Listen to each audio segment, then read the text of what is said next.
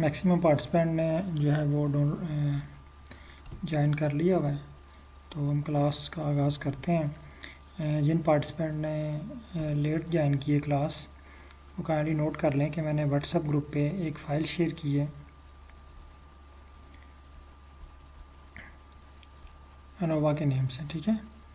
तो आप इसको जो है वो रियाजुल हक साहब, आपके पास आई थिंक ये ऑलरेडी मौजूद होगी, बल्कि मैं आपको अगेन ये कॉपी करके सेंड कर देता हूँ।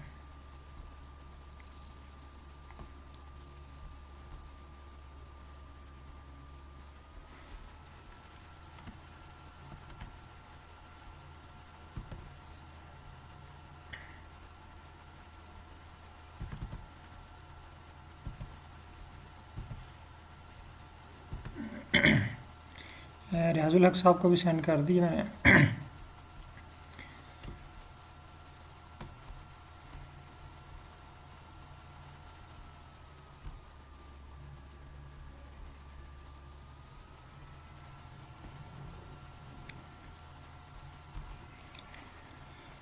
आई होप कि आप लोगों को स्क्रीन शो हो रही होगी। अच्छा, लास्ट क्लास में हमने कोरिलेशन के बारे में पढ़ा था, कोरिलेशन एनालिसिस किए थे।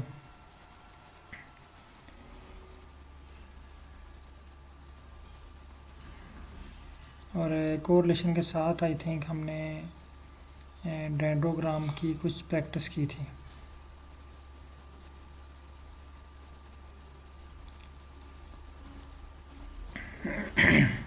तो होप कि आप लोगों ने उसकी प्रैक्टिस की होगी, और अगर उसमें कोई इशू है तो आप वो डिस्कस कर सकते हैं कि सर ये एरर आ रहा था या ये इशू है। तो एक्चुअली आपके पास पूरा वीक होता है, तो आप जस्ट वीक में 1 दिन या 2 दिन, जस्ट 1 घंटा भी आप प्रैक्टिस कर लेते हैं तो वो आपके लिए काफ़ी है।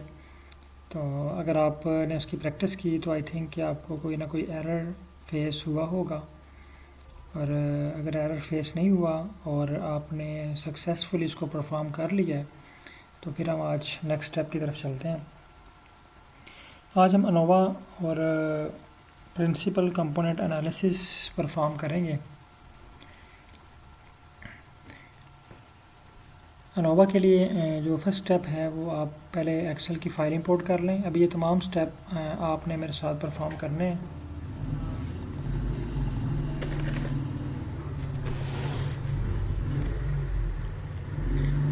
रेडी हैं सब लोग? काइंडली बताइएगा सब लोग रेडी हैं, फिर मैं स्टेप बाय स्टेप आप सबको साथ लेके चलूँ। ठीक हो। उस्मान इकबाल साहब का कोई मैसेज आया है? नो।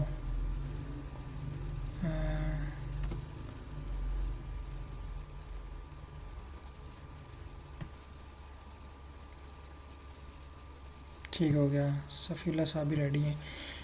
आर को ओपन कर लें, आर स्टूडियो ओपन कर लें।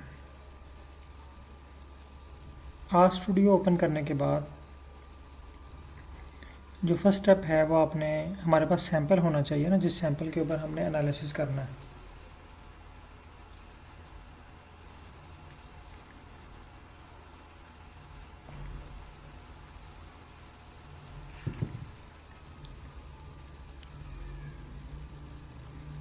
तो हमारे पास एक डाटा फाइल पड़ी हुई है जिसका नाम है फाइकस।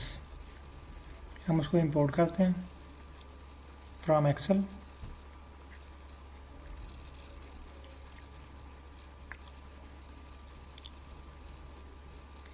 इंपोर्ट करने के बाद यहाँ पे ब्राउज़ का ऑप्शन है।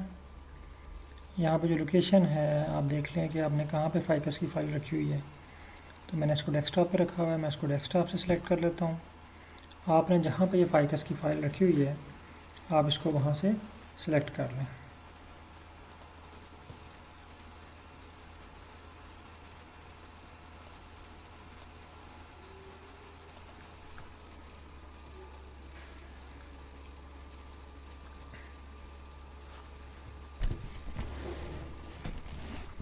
डॉक्टर सज्जाद साहब का मैसेज आया, मैं इनको जस्ट ईमेल कर लूँ। तब तक बाकी पार्टिसिपेंट जो है फ़ाइल इंपोर्ट कर लें, और इंपोर्ट करने के बाद डन लिखें या ओके लिखें या बता दें कि फ़ाइल इंपोर्ट हो चुकी है, जब तक मैं जो है ये ईमेल कर लूँ।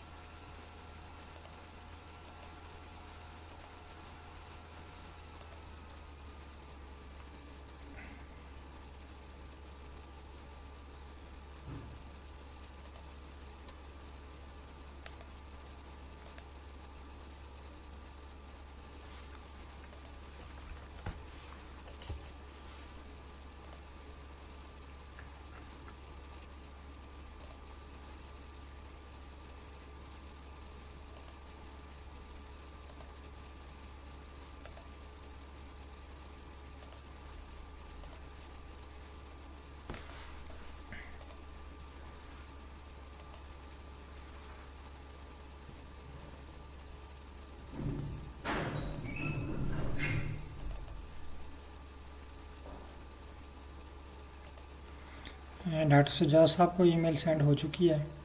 काइंडली सर ईमेल चेक कर लें और उसको जो है वो डाउनलोड कर लें।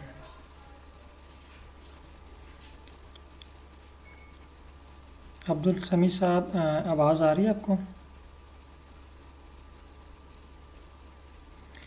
सर ये मैं रिपीट कर देता हूँ। मैंने एक फ़ाइल शेयर की है व्हाट्सएप ग्रुप में ANOVA.N के नाम से। उस फाइल को आपने डाउनलोड करना है। डाउनलोड करने के बाद आपने उसको डेस्कटॉप के ऊपर या वर्किंग डायरेक्टरी में उसको सेव कर लेना है।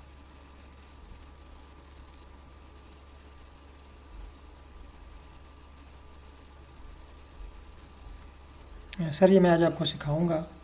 पहले हमें आज ग्राफ बनाने दें, ग्राफ के बाद जो है वो अगला स्टेप मैं आपको यही सिखाऊंगा। जब हमारा ग्राफ बन जाए ना तो फिर मुझे रिमाइंड कीजिएगा कि उस ग्राफ को हम हाई क्वालिटी में कैसे सेव कर सकते हैं। ये अभी हम ANOVA एनालिसिस करेंगे, इसके बाद 2K टेस्ट लगाएंगे और उसके बाद उस्मान साहब मैंने आई थिंक आपने ईमेल सेंड की है, मैंने आपको ईमेल भी किया हुआ है। आप उस्मान साहब थे या कोई और उस्मान साहब थे? आपने मुझे ईमेल सेंड की है। अपना ईमेल आईडी व्हाट्सएप पे शेयर करें, व्हाट्सएप ग्रुप में शेयर कर दें, मैं आपको सेंड कर देता हूँ। अच्छा सफ़ीउल्लाह साहब, हम जो है वो ANOVA लगाने के बाद इसका प्लाट बनाएंगे और प्लाट को फिर जो है ना वो हाई क्वालिटी में जो है उसको सेव करेंगे। सर काइंडली व्हाट्सएप पे शेयर कीजिएगा, ये व्हाट्सएप ग्रुप में शेयर कीजिएगा ईमेल आईडी, मैं वहाँ से आपको सेंड कर देता हूँ। अच्छा, जिन लोगों ने फाइकस की फ़ाइल इंपोर्ट कर ली है वो, अगर आपके पास आर का जो लोगो है वो इस तरह लोगो शो हो रहा है, इस तरह की फ़ाइल आपके पास आ रही होगी ANOVA.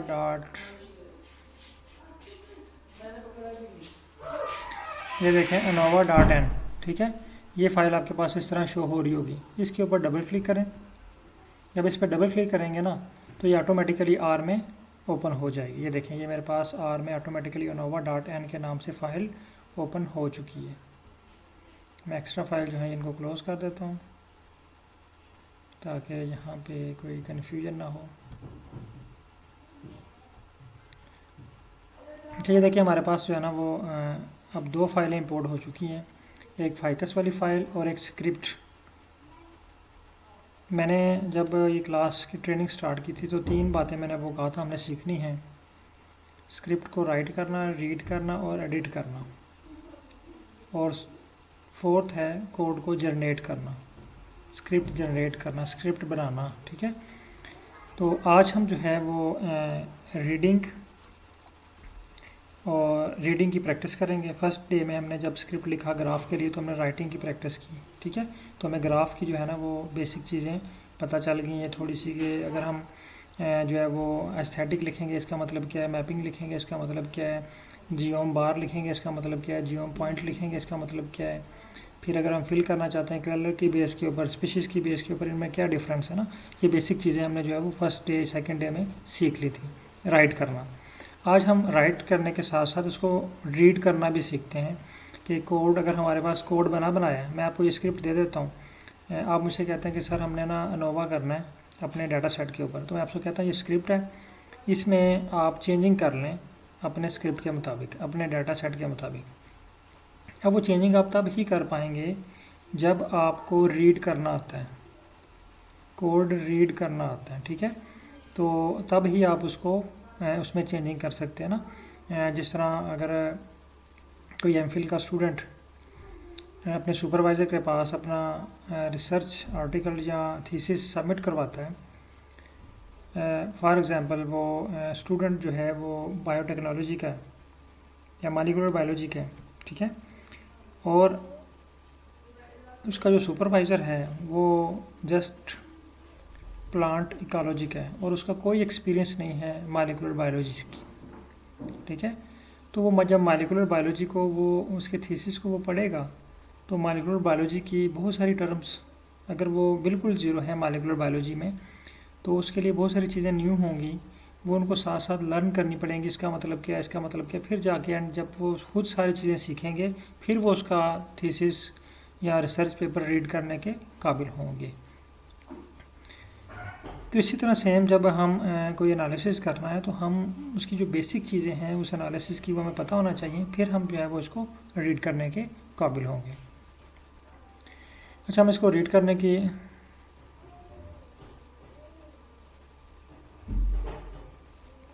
सर प्रीवियस ये अब्दुल समीर साहब का मैसेज आया है। सर आपने शायद थोड़ा लेट ज्वाइन किया है। प्रीवियस सेक्शन में हमने कोरिलेशन एनालिसिस परफॉर्म किया था कोड को राइट करके, ठीक है।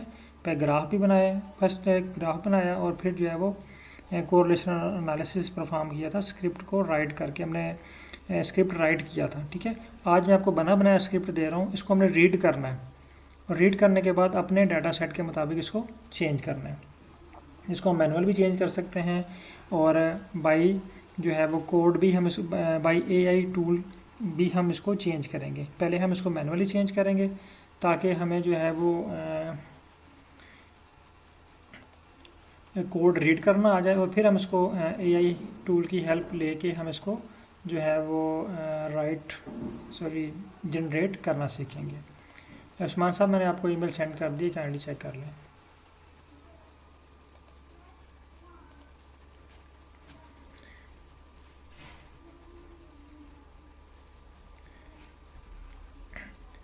जल्दी से फ़ाइल इंपोर्ट कर लें, फिर जो है वो मैं आपको जो इकट्ठा ही तमाम पार्टिसिपेंट को स्टार्ट करवाऊँ। अच्छा, दो चीज़ें मेरे पास इंपोर्ट हो चुकी हैं, एक फाइकस की फ़ाइल और दूसरा स्क्रिप्ट। पहले हम यहाँ पे स्क्रिप्ट टाइप करते थे, ठीक है। अब हमने क्या किया, बना बनाया स्क्रिप्ट ले लिया, बने बनाए स्क्रिप्ट को हम यूज़ कर रहे हैं। तो काइंडली मुझे कंफर्म कर दीजिएगा जो लोग प्रैक्टिस कर रहे हैं, तमाम पार्टिसिपेंट के पास को जो है वो स्क्रिप्ट यहाँ पे ओपन हो गया है। अगर किसी को कोई इशू आ रहा है स्क्रिप्ट ओपन करने में तो काइंडली वो मुझे बताएं, मैं आपको स्क्रिप्ट जो है वो ओपन करना सिखा देता हूँ कि आर में आपने स्क्रिप्ट कैसे ओपन करना है। बल्कि मैं आपको रिवाइज़ करा देता हूँ। अगर आपके पास आर की फ़ाइल इंपोर्ट हो चुकी है अनोवा की, ठीक है, इसके ऊपर डबल क्लिक करें, ये वाली फ़ाइल अनोवा की, ठीक है। इस तरह की आपके पास फ़ाइल शो हो रही होगी, इस पर डबल क्लिक करेंगे तो आपके पास स्क्रिप्ट जो है ये ओपन हो जाएगी।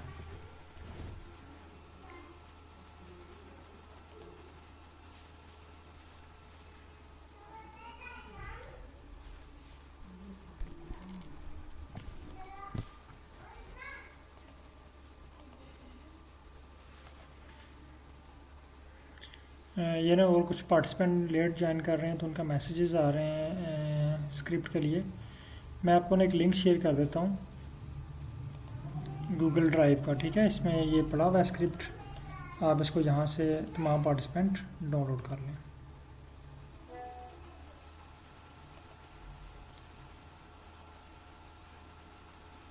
ये मैंने गूगल ड्राइव का लिंक शेयर कर दिया है, तो काइंडली जिन पार्टिसिपेंट ने लेट ज्वाइन किया है या वो डाउनलोड नहीं कर पाए या उनको ईमेल सेंड नहीं हुई, वो काइंडली गूगल ड्राइव से इसको इंपोर्ट डाउनलोड करके फ़ाइल को इंपोर्ट कर लें।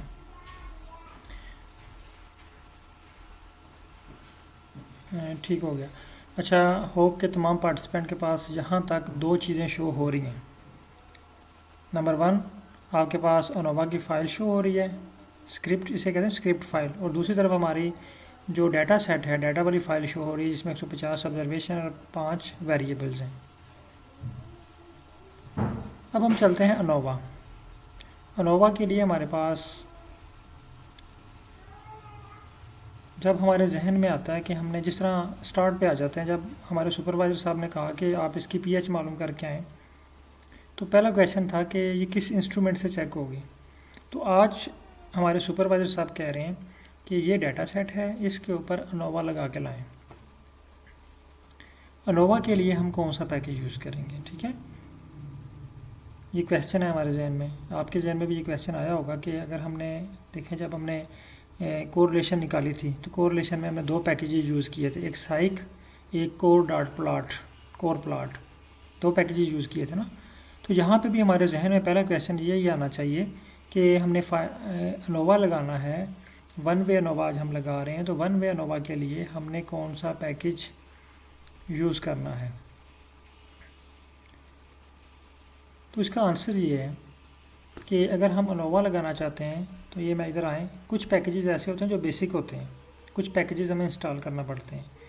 जिस तरह हम जब मोबाइल लेके आते हैं ना 0 मीटर, तो उसमें बहुत सारी चीज़ें ऑलरेडी इंस्टॉल्ड होती हैं। जब हम उसको ऑन करते हैं मोबाइल को, तो उसके अंदर बहुत सारे ज़्यादा चीज़ें जो बेसिक होती हैं वो उसके अंदर ऑलरेडी मौजूद होती हैं। जैसे फ़ोन डायलर होता है, कॉल डायलर, मैसेजेस वाला ऑप्शन, उसके बाद डेट्स होती हैं, उसके बाद जो है वो ब्राउज़र होते हैं कुछ, यानी बहुत सारी चीज़ें, कैलेंडर होता है, कुछ गेम्स होती हैं, कुछ जो है वो कैमरे का आइकन होता है, काफ़ी सारी चीज़ें उसके अंदर ऑलरेडी मौजूद होती हैं। वो उसके बेसिक फंक्शन हैं, बेसिक पैकेजेस हैं, वो मोबाइल के बेसिक पैकेजेस होते हैं। लेकिन कुछ चीज़ें हमें बाद में इंपोर्ट करना पड़ती हैं, जैसे व्हाट्सअप, फेसबुक मैसेंजर, याहू, ठीक है, ये चीज़ें हमें बाद में ऐड करना पड़ती हैं। तो ये पैकेजेस जो होते हैं, ये पैकेजेस हमें इंपोर्ट करना पड़ते हैं। तो कुछ बेसिक पैकेजेस होते हैं और कुछ इंपोर्टेड पैकेजेस होते हैं जो हम इंपोर्ट करते हैं। तो अनोवा लगाने के लिए अगर हम यहाँ पे देखें, पैकेजेस पे क्लिक करें, तो आपके पास एक लिस्ट ओपन हो जाती है पैकेजेस की।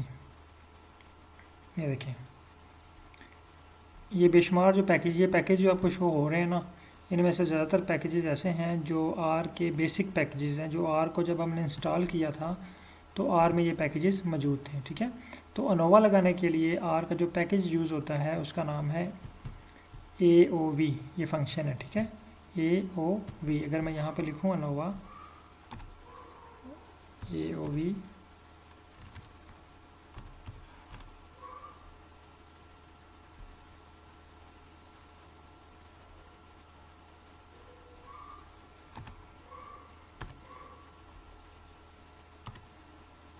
ये इसमें नहीं शो कर रहा, ठीक है।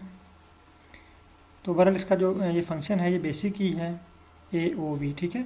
ये यूज़ होता है अनोवा फाइंड करने के लिए। तो हमारा जो पहला क्वेश्चन था कि हमने इस पर अनोवा लगाना है, तो अनोवा लगाने के लिए हमें ये भी STR मैं यहाँ से डिलीट कर देता हूँ, अभी हमें STR की ज़रूरत नहीं है। तो अनोवा लगाने के लिए हमारे पास पहला पैकेजेज या फंक्शन है वो AOV, ठीक है, ये यूज़ होगा। फिर अनोवा लगाने के बाद हमने क्या करना है, अगर तो हमारे रिज़ल्ट सिग्निफिकेंट हैं तो हम उसके ऊपर एक और टेस्ट लगा सकते हैं जिसे हम पोस्ट हैक टेस्ट कहते हैं। और इसमें सबसे ज़्यादा यूज़ होने वाला जो टेस्ट है, जो तकरीबन आपको हर पेपर में, हर थीसिस में मिलता है, उसे कहते हैं टक्के टेस्ट या टुके टेस्ट कहते हैं। वो टुके टेस्ट जो होता है, वो अनोवा जो होता है वो हमें बताता है कि हमारे रिज़ल्ट में सिग्निफिकेंट डिफरेंस है या नहीं, हमारा जो हाइपोथेसिस है वो ठीक है या गलत है। लेकिन जो टुके टेस्ट है ये आपको बताएगा कि आपके डाटा के अंदर कितनी वेरिएशन है। अनोवा में जस्ट बताएगा सिग्निफिकेंट वेरिएशन है और सिग्निफिकेंटली नॉन सिग्निफिकेंट वेरिएशन, ठीक है, दो चीज़ें बताएगा। लेकिन ये अगर सिग्निफिकेंट वेरिएशन है तो कितनी वेरिएशन है, 10 है, 20 है, 25 है, 30 है, कितना जो है उसका स्केल है या कितनी जो है वेरिएशन मौजूद है इसके अंदर, तो उसके लिए हम इसके ऊपर पोस्ट हैक टेस्ट जो है वो अप्लाई करते हैं। अब्दुल समी साहब, फ़ाइल डाउनलोड करने के बाद आप फ़ाइल को इंपोर्ट कर लें, आप फ़ाइल के ऊपर डबल क्लिक करें तो वो आर के अंदर ओपन हो जाएगी। फ़ाइल पर जब आप डबल क्लिक करेंगे तो वो आर में ओपन हो जाएगी। अच्छा, अब हम टुके टेस्ट लगाते हैं। टुके टेस्ट के बाद हम एक कंपैरिजन करते हैं जिसे कहते हैं मल्टीपल कंपैरिजन। यानी मल्टीपल कंपैरिजन में हम क्या करते हैं कि लैटरिंग की बेस के ऊपर इसको डिवाइड कर देते हैं। लैटरिंग आपने देखा होगा बहुत से ग्राफ के ऊपर ABC इस तरह लिखा होता है, तो वो मल्टीपल कंपैरिजन होता है लैटरिंग की बेस के ऊपर। तो उसके लिए जो फंक्शन यूज़ होगा मल्ट कम्प व्यू, यहाँ पे ये लिखा हुआ है मल्ट कम्प व्यू। इस तरह डीप प्लेयर है, ये फंक्शन यूज़ होता है जो है ये बेसिक चीज़ों में, जैसे यहाँ पे एक फंक्शन यूज़ होगा ये वाला पाइप ऑपरेटर, ठीक है, ये पाइप ऑपरेटर, ये भी मैं आपको बताता हूँ कि इसका मकसद क्या है, इसका मीनिंग क्या है, ये यहाँ पे कैसे यूज़ हो रहा है और क्या कर रहा है यहाँ पर ये। तो सिंपल कि हमारे पास ये 5 पैकेजेस होना ज़रूरी हैं अगर ये हम एनालिसिस करना चाहते हैं। One way ANOVA way Tukey test, bar graph and with lettering. मैं यहाँ पे लैटरिंग भी लिख देता हूँ, यानी साथ जो लैटरिंग है या अल्फ़ाबेट्स हैं वो भी इसके ऊपर आएँ। तो उसके लिए हमें जो है ना 5 पैकेजेस का होना ज़रूरी है। डॉक्टर शाकिर साहब की जो है वो ईमेल आई है। काइंडली मैंने लिंक शेयर किया है सर। आप अगर उस पर लिंक पे क्लिक करें तो आपके पास फ़ाइल जो है वो डाउनलोड हो जाएगी। ये मैंने लिंक शेयर किया है गूगल ड्राइव का। काइंडली गूगल ड्राइव से ट्राई करें, आपके पास डाउनलोड हो जाएगी फ़ाइल। अगर ना हुई तो फिर बताइएगा, मैं आपको व्हाट्सअप कर देता हूँ। अच्छा, मोस्टली पार्टिसिपेंट अभी कुछ ज्वाइन कर रहे हैं। बहरहाल हम जो है वो आस्ता आस्ता चलते हैं, फिर मैं आपको थोड़ी देर बाद रिवाइज़ करा दूंगा ताकि जिन पार्टिसिपेंट ने लेट ज्वाइन किया है उनकी भी जो है वो प्रैक्टिस हो जाए। अच्छा, ये 5 पैकेजेस हमें रिक्वायर्ड हैं। नंबर 1 जीजी प्लाट, ये प्लाट बनाने के लिए। जीजी थीम्स, ये भी प्लाट में हेल्प करेगा आपको। मल्ड कम्प व्यू, ये मल्टीपल कंपैरिजन के लिए यूज़ होता है। डी प्लेयर, ये छोटे छोटे फंक्शन जो हैं इसमें यूज़ हो रहे हैं, ठीक है, उसके लिए यूज़ होगा। और मल्ट कम्प, ये भी सेम इसके मतबादल यूज़ होगा, लेकिन यहाँ पर लेटरिंग को ग्रुपिंग करने के लिए हम इसको यूज़ करेंगे। तो मेरे पास ये पैकेजेस ऑलरेडी इंस्टॉल्ड हैं। आपको ये पैकेजेस इंस्टॉल करने की ज़रूरत पड़ेगी। इनमें से जो है वो कुछ पार्टिसिपेंट मेरे पास जो हैं वो ऑलरेडी ये ट्रेनिंग कर चुके हैं, तो होप कि उनके पास भी ये इंस्टॉल्ड होंगे। लेकिन बाकी तमाम पार्टिसिपेंट इसको 1 बाय 1 करके इंस्टॉल करें। मैं भी यहाँ पे आपको इंस्टॉल करके दिखाता हूँ।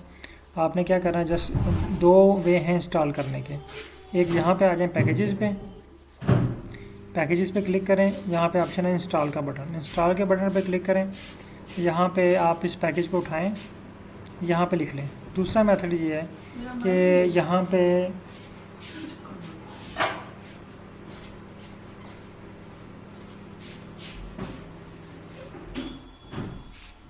पे कोड लिखा हुआ है, स्क्रिप्ट लिखा हुआ है। आपने जस्ट इस स्क्रिप्ट को रन करना है, ठीक है। ये स्क्रिप्ट पेन पे या स्टार्ट पे कर्सर रख लें और इसको रन करें। ये देखिए मेरे पास जो है वो कोड जो है वो पैकेज इंस्टॉल होना स्टार्ट हो गया आपके पास। जैसे ही ये पैकेज इंस्टॉल होना स्टार्ट होगा, आपके पास यहाँ पे एक रेड डॉट शो हो जाएगा, ठीक है, ये कंसोल में। ये देखिए मेरे पास रेड डॉट शो हो रहा है। जब तक ये रेड डॉट काम कर रहा है, शो हो रहा है, आपने कोई भी कमांड रन नहीं करनी। आर को किसी भी किस्म की जो है ना वो कोई इसके साथ छेड़छाड़ नहीं करनी। जस्ट वेट करना है कि आपको वो आंसर क्या देता है। अब इसने हमें आंसर दे दिया जी, आपका package successfully unpacked. It's mean कि हमारा पैकेज जो है ये इंस्टॉल्ड हो चुका है। अब दूसरे पैकेज की तरफ आते हैं। आप भी ये दूसरा पैकेज इंस्टॉल करें। इस पर अगेन इसको रन करें। अगेन वही सीन होगा आपके सामने कि एक रेड डॉट आपको शो हो रहा होगा और नीचे जो है वो कंसोल के अंदर कुछ ऑटोमेटिकली टाइप होना शुरू हो जाएगा और थोड़ी देर के बाद आपको रिजल्ट्स आ जाएंगे आपके सामने, सक्सेसफुली इंस्टॉल्ड या फेल्ड का, ठीक है। अगर फेल्ड का ऑप्शन आ जाए तो इट्स मीन कि आपका पैकेज इंस्टॉल्ड नहीं हुआ। ये मेरे पास 2 पैकेज इंस्टॉल हो चुके हैं। आप जो है ये तमाम पैकेजेस इंस्टॉल कर लें। जब तक आप तमाम पैकेज इंस्टॉल कर लेते हैं, अगर कोई पार्टिसिपेंट पीछे रह गया तो मुझे बता दें, मैं उनको तब तक ये स्टेप रिवाइज करवा देता हूँ। जी अब्दुल शाकिर साहब, आपके पास फ़ाइल डाउनलोड हो चुकी है?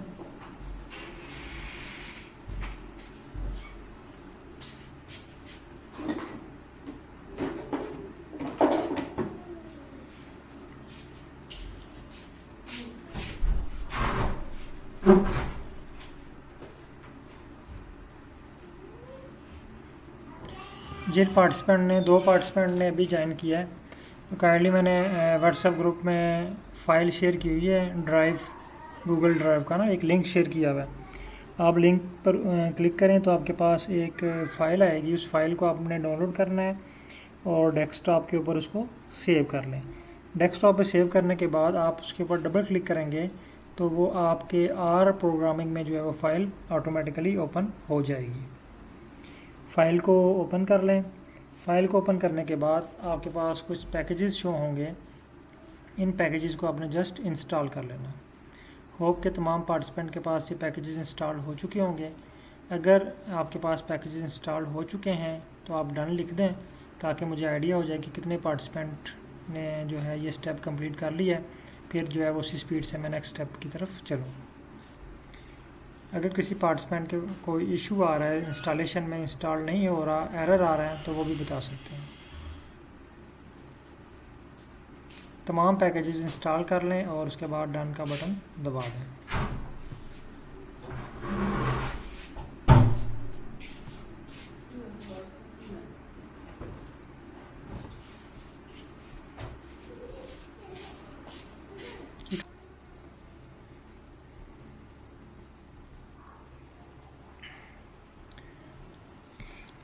अच्छा, होप के तमाम पार्टिसिपेंट ने जो है ना वो डन कर लिया है। अब हम नेक्स्ट स्टेप की तरफ चलते हैं। नेक्स्ट स्टेप है, अब देखें जब हम मशीनरी हमारी लैब में आ जाती है, मशीनरी हमारे पास आ जाती है, तो उस मशीनरी को हमने ऑन करना है, उसको एक्टिवेट करना है। एक्टिवेट करने के लिए ये मैंने आपको पहले ही बताया था, जहाँ पे वर्ड लाइब्रेरी आ जाए हमने उसको ये रीड करना है, ये इसका मतलब ये एक्टिवेट। तो लाइब्रेरी का मतलब क्या है? एक्टिवेट। जहाँ पे भी ये वर्ड आ जाए आपने इसको एक्टिवेट ही रीड करना है। टाइप आपने लाइब्रेरी करना है, लेकिन इसको कंसिडर आपने ये करना है कि हम इसको एक्टिवेट कर रहे हैं। तो उसको लाइब्रेरी करने का मतलब ये है कि हम इसको एक्टिवेट कर रहे हैं। इसको रन करते हैं, ये भी लाइब्रेरी हो गया। 1 बाय 1 तमाम जो पैकेजेस हैं उनको लाइब्रेरी कर लें, ठीक है। लाइब्रेरी करने के बाद यहाँ पे दो चीज़ें हैं, एक है टिबल और एक है str। ये भी मैं आपको फ़र्क बताता हूँ, टिबल क्या चीज़ है और str क्या है।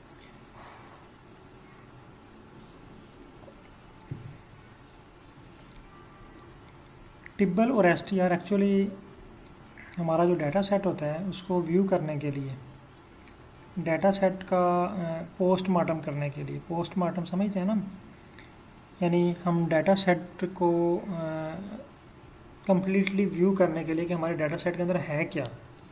मैं इसको अगर टिबल करके दिखाऊंगा आपको, ये फाइकस को पहले, इस फाइल को पहले टिबल करते हैं। ये टिबल किया मैंने, ये देखें इसने मुझे मेरा टेबल जो है ये नीचे दे दिया। अब ये कह रहे टेबल में 150 आपके पास जो है वो ऑब्जर्वेशन है और 5 वेरिएबल हैं। यहाँ पे जो इम्पोर्टेंट चीज़ है जो आपने नोट करनी है वो ये नीचे लिखा है DB1 DB1 DB1, ठीक है। और CHR,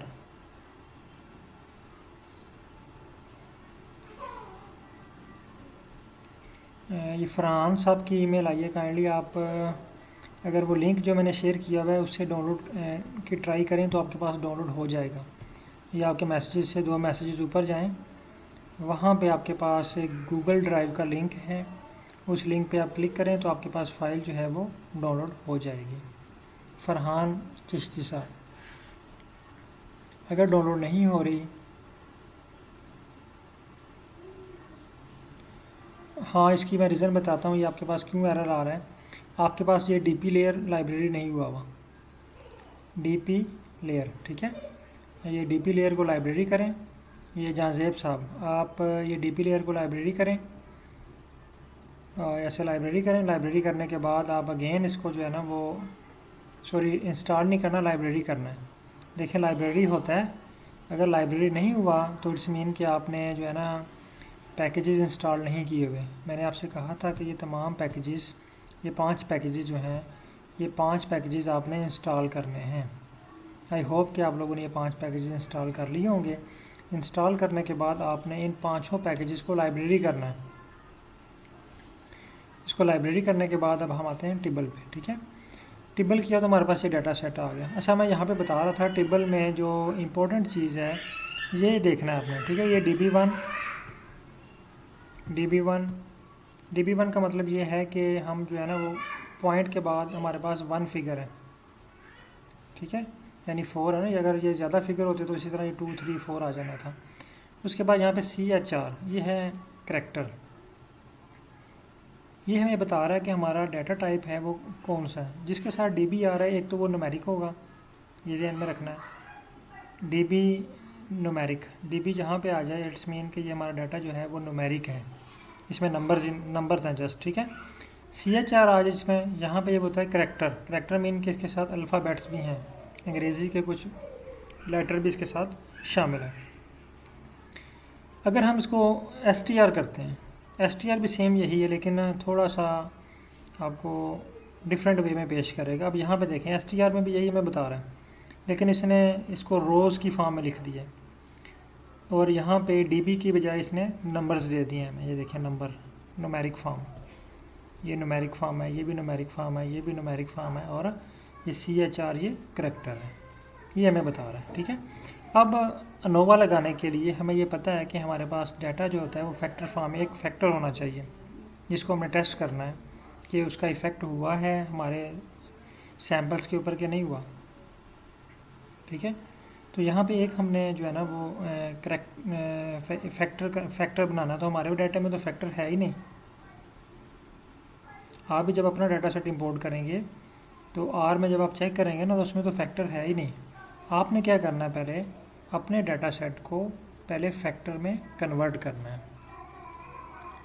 है। फरहान चिश्ती साहब, आपके पास काइंडली कन्फर्म कीजिएगा गूगल ड्राइव से फ़ाइल डाउनलोड हो चुकी है। अगर फ़ाइल डाउनलोड नहीं हुई तो मैं आपको ईमेल कर देता हूँ, मुझे कन्फर्म कीजिएगा जस्ट।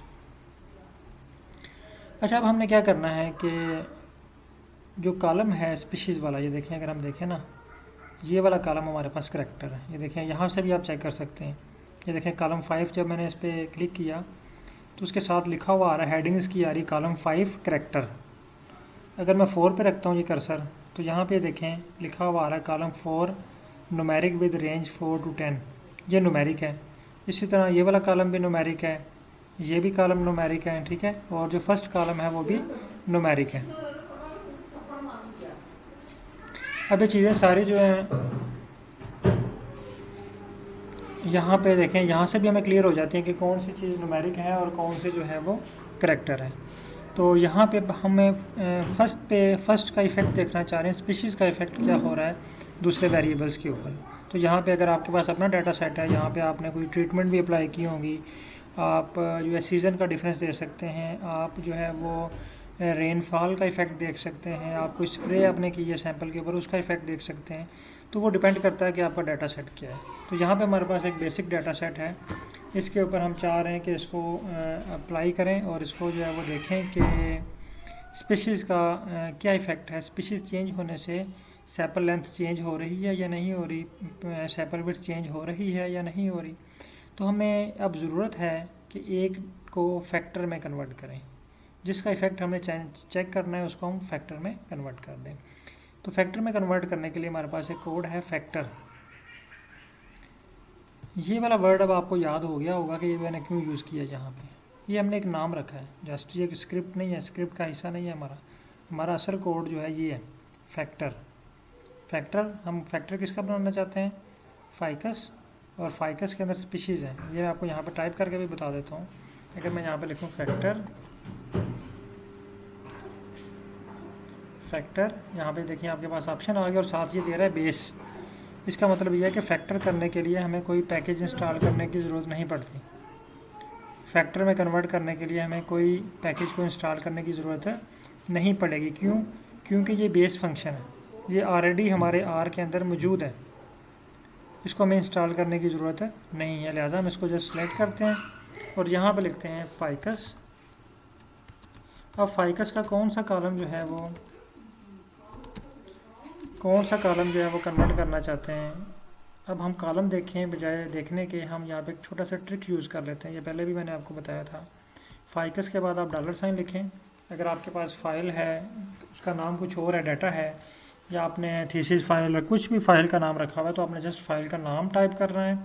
फ़ाइल का नाम टाइप करने के बाद जब आप $साइन टाइप करेंगे तो आपके पास इस तरह की एक लिस्ट ओपन हो जाएगी।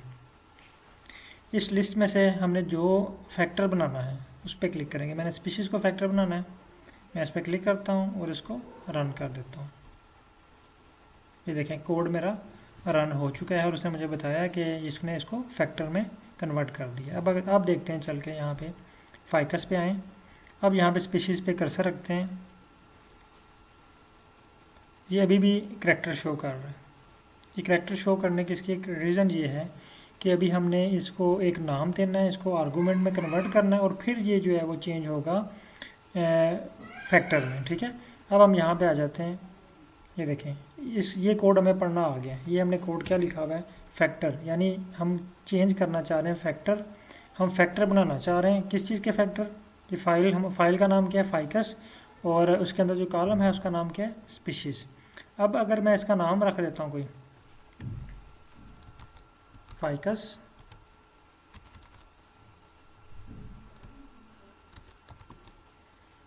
$साइन,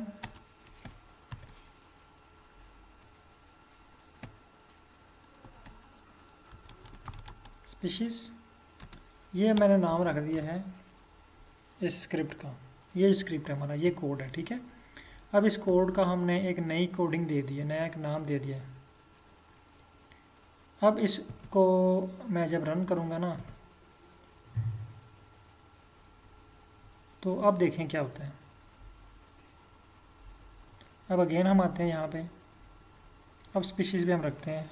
अब देखें कि ये हमारे पास फैक्टर में कन्वर्ट हो चुका है, फैक्टर विद लेवल 3, ठीक है। विद लेवल 3 मीन कि हमारे पास 3 स्पीशीज़ हैं, ठीक है। 3 ग्रुप इसने बना दिया ना, यानी 3 फैक्टर है हमारे पास, S1, S2 and S3, species 1, species 2, species 3।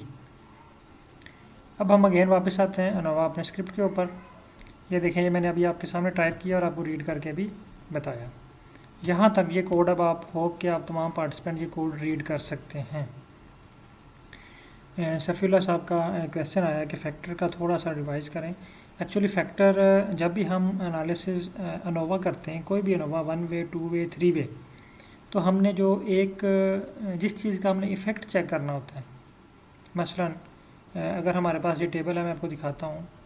यहाँ पे हमारे पास होती ट्रीटमेंट, क्योंकि मोस्टली यहाँ पे लोग ट्रीटमेंट ही यूज़ करते हैं, जो थीसिस में होती हैं या पब्लिकेशन में।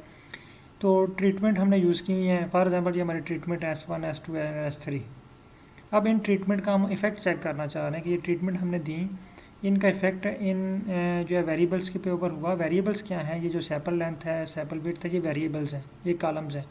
हम स्पीशीज़ कॉलम का इफ़ेक्ट चेक करना चाह रहे हैं, सैपल विड्थ पे इफ़ेक्ट हुआ कि नहीं हुआ, स्पीशीज़ का सैपल विड्थ पे इफ़ेक्ट हुआ कि नहीं हुआ। जिसका हमने इफ़ेक्ट चेक करना है, यानी ट्रीटमेंट, उसको हमने कन्वर्ट कर देना फैक्टर में। आपने 1 वे अनोवा करना है, आपके पास एक फैक्टर होगा। आपने 2 वे अनोवा करना है, आपके पास 2 फैक्टर होंगे। आपने 3 वे अनोवा करना है, आपके पास 3 फैक्टर होंगे।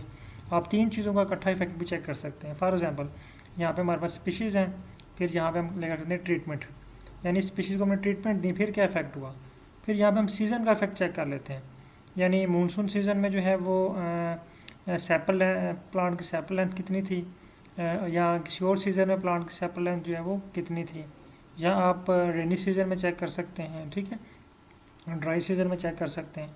तो ये आपके पास 3 जो है वो फैक्टर्स बन जाएंगे, यानी जितनी चीज़ों का, जितने वेरिएबल्स का आप इफ़ेक्ट चेक करना चाहते हैं, उतने ही आपके पास फैक्टर्स होंगे। अगर आप एक चीज़ का इफ़ेक्ट चेक करना चाहते हैं तो आपका 1 वे अनोवा लगेगा। आप 2 चीज़ों का इफ़ेक्ट चेक करना चाहते हैं, आपका 2 वे अनोवा लगेगा। आप 3 चीज़ों का चेक करना चाहते हैं, 3 वे अनोवा लगेगा। आप मल्टीपल वेरिएबल्स का चेक करना चाहते हैं तो M अनोवा यहाँ पे अप्लाई होगा। ओके, यहाँ तक आपको क्लियर होगा। अच्छा, अब अगेन हम आते हैं स्क्रिप्ट की तरफ। अब तमाम पार्टिसिपेंट आई थिंक ये स्क्रिप्ट रीड कर सकते हैं। अगर इस स्क्रिप्ट को रीड करना किसी को नहीं आया तो काइंडली मुझे बता दें, मैं अगेन आपको स्क्रिप्ट रीड करना सिखा देता हूँ।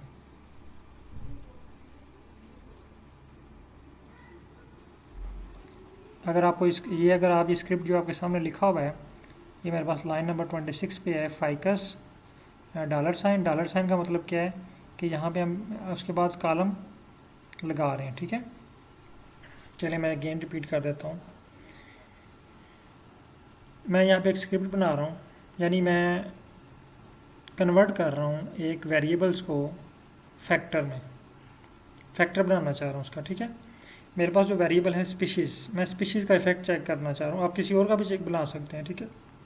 आप सैपल लेंथ को भी फैक्टर बना सकते हैं। जिसका इफेक्ट आपने चेक करना है ना, उसको आप फैक्टर में कन्वर्ट कर देना।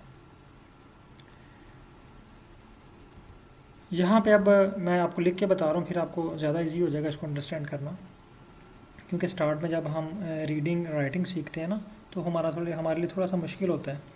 लेकिन जब आप रीडिंग और राइटिंग सीख जाएंगे तो फिर आपके लिए ये मुश्किल नहीं होगा कोड को रीड करना। फाइकस की फ़ाइल है हमारे पास, ठीक है, फाइकस की फ़ाइल है, $। अब $। मैंने लगाया तो हमारे पास एक लिस्ट आ गई स्पीशीज़ की। $। हम लगाते हैं लिस्ट ओपन करने के लिए, ठीक है। तो स्पीशीज़ को मैंने सेलेक्ट कर लिया। यहाँ तक क्लियर है। फाइकस, अब ये $। ये शो कर रहा है कि फाइकस का कॉलम हम यूज़ कर रहे हैं स्पीशीज़, यानी अगर मैं इसको आसान अल्फाज में बताऊँ कि मेरे पास एक फ़ाइल है, उसका नाम है फाइकस, और उस फाइल के अंदर एक कॉलम है जिसका नाम है स्पीशीज़। ये इसका मीनिंग है। बात क्लियर है?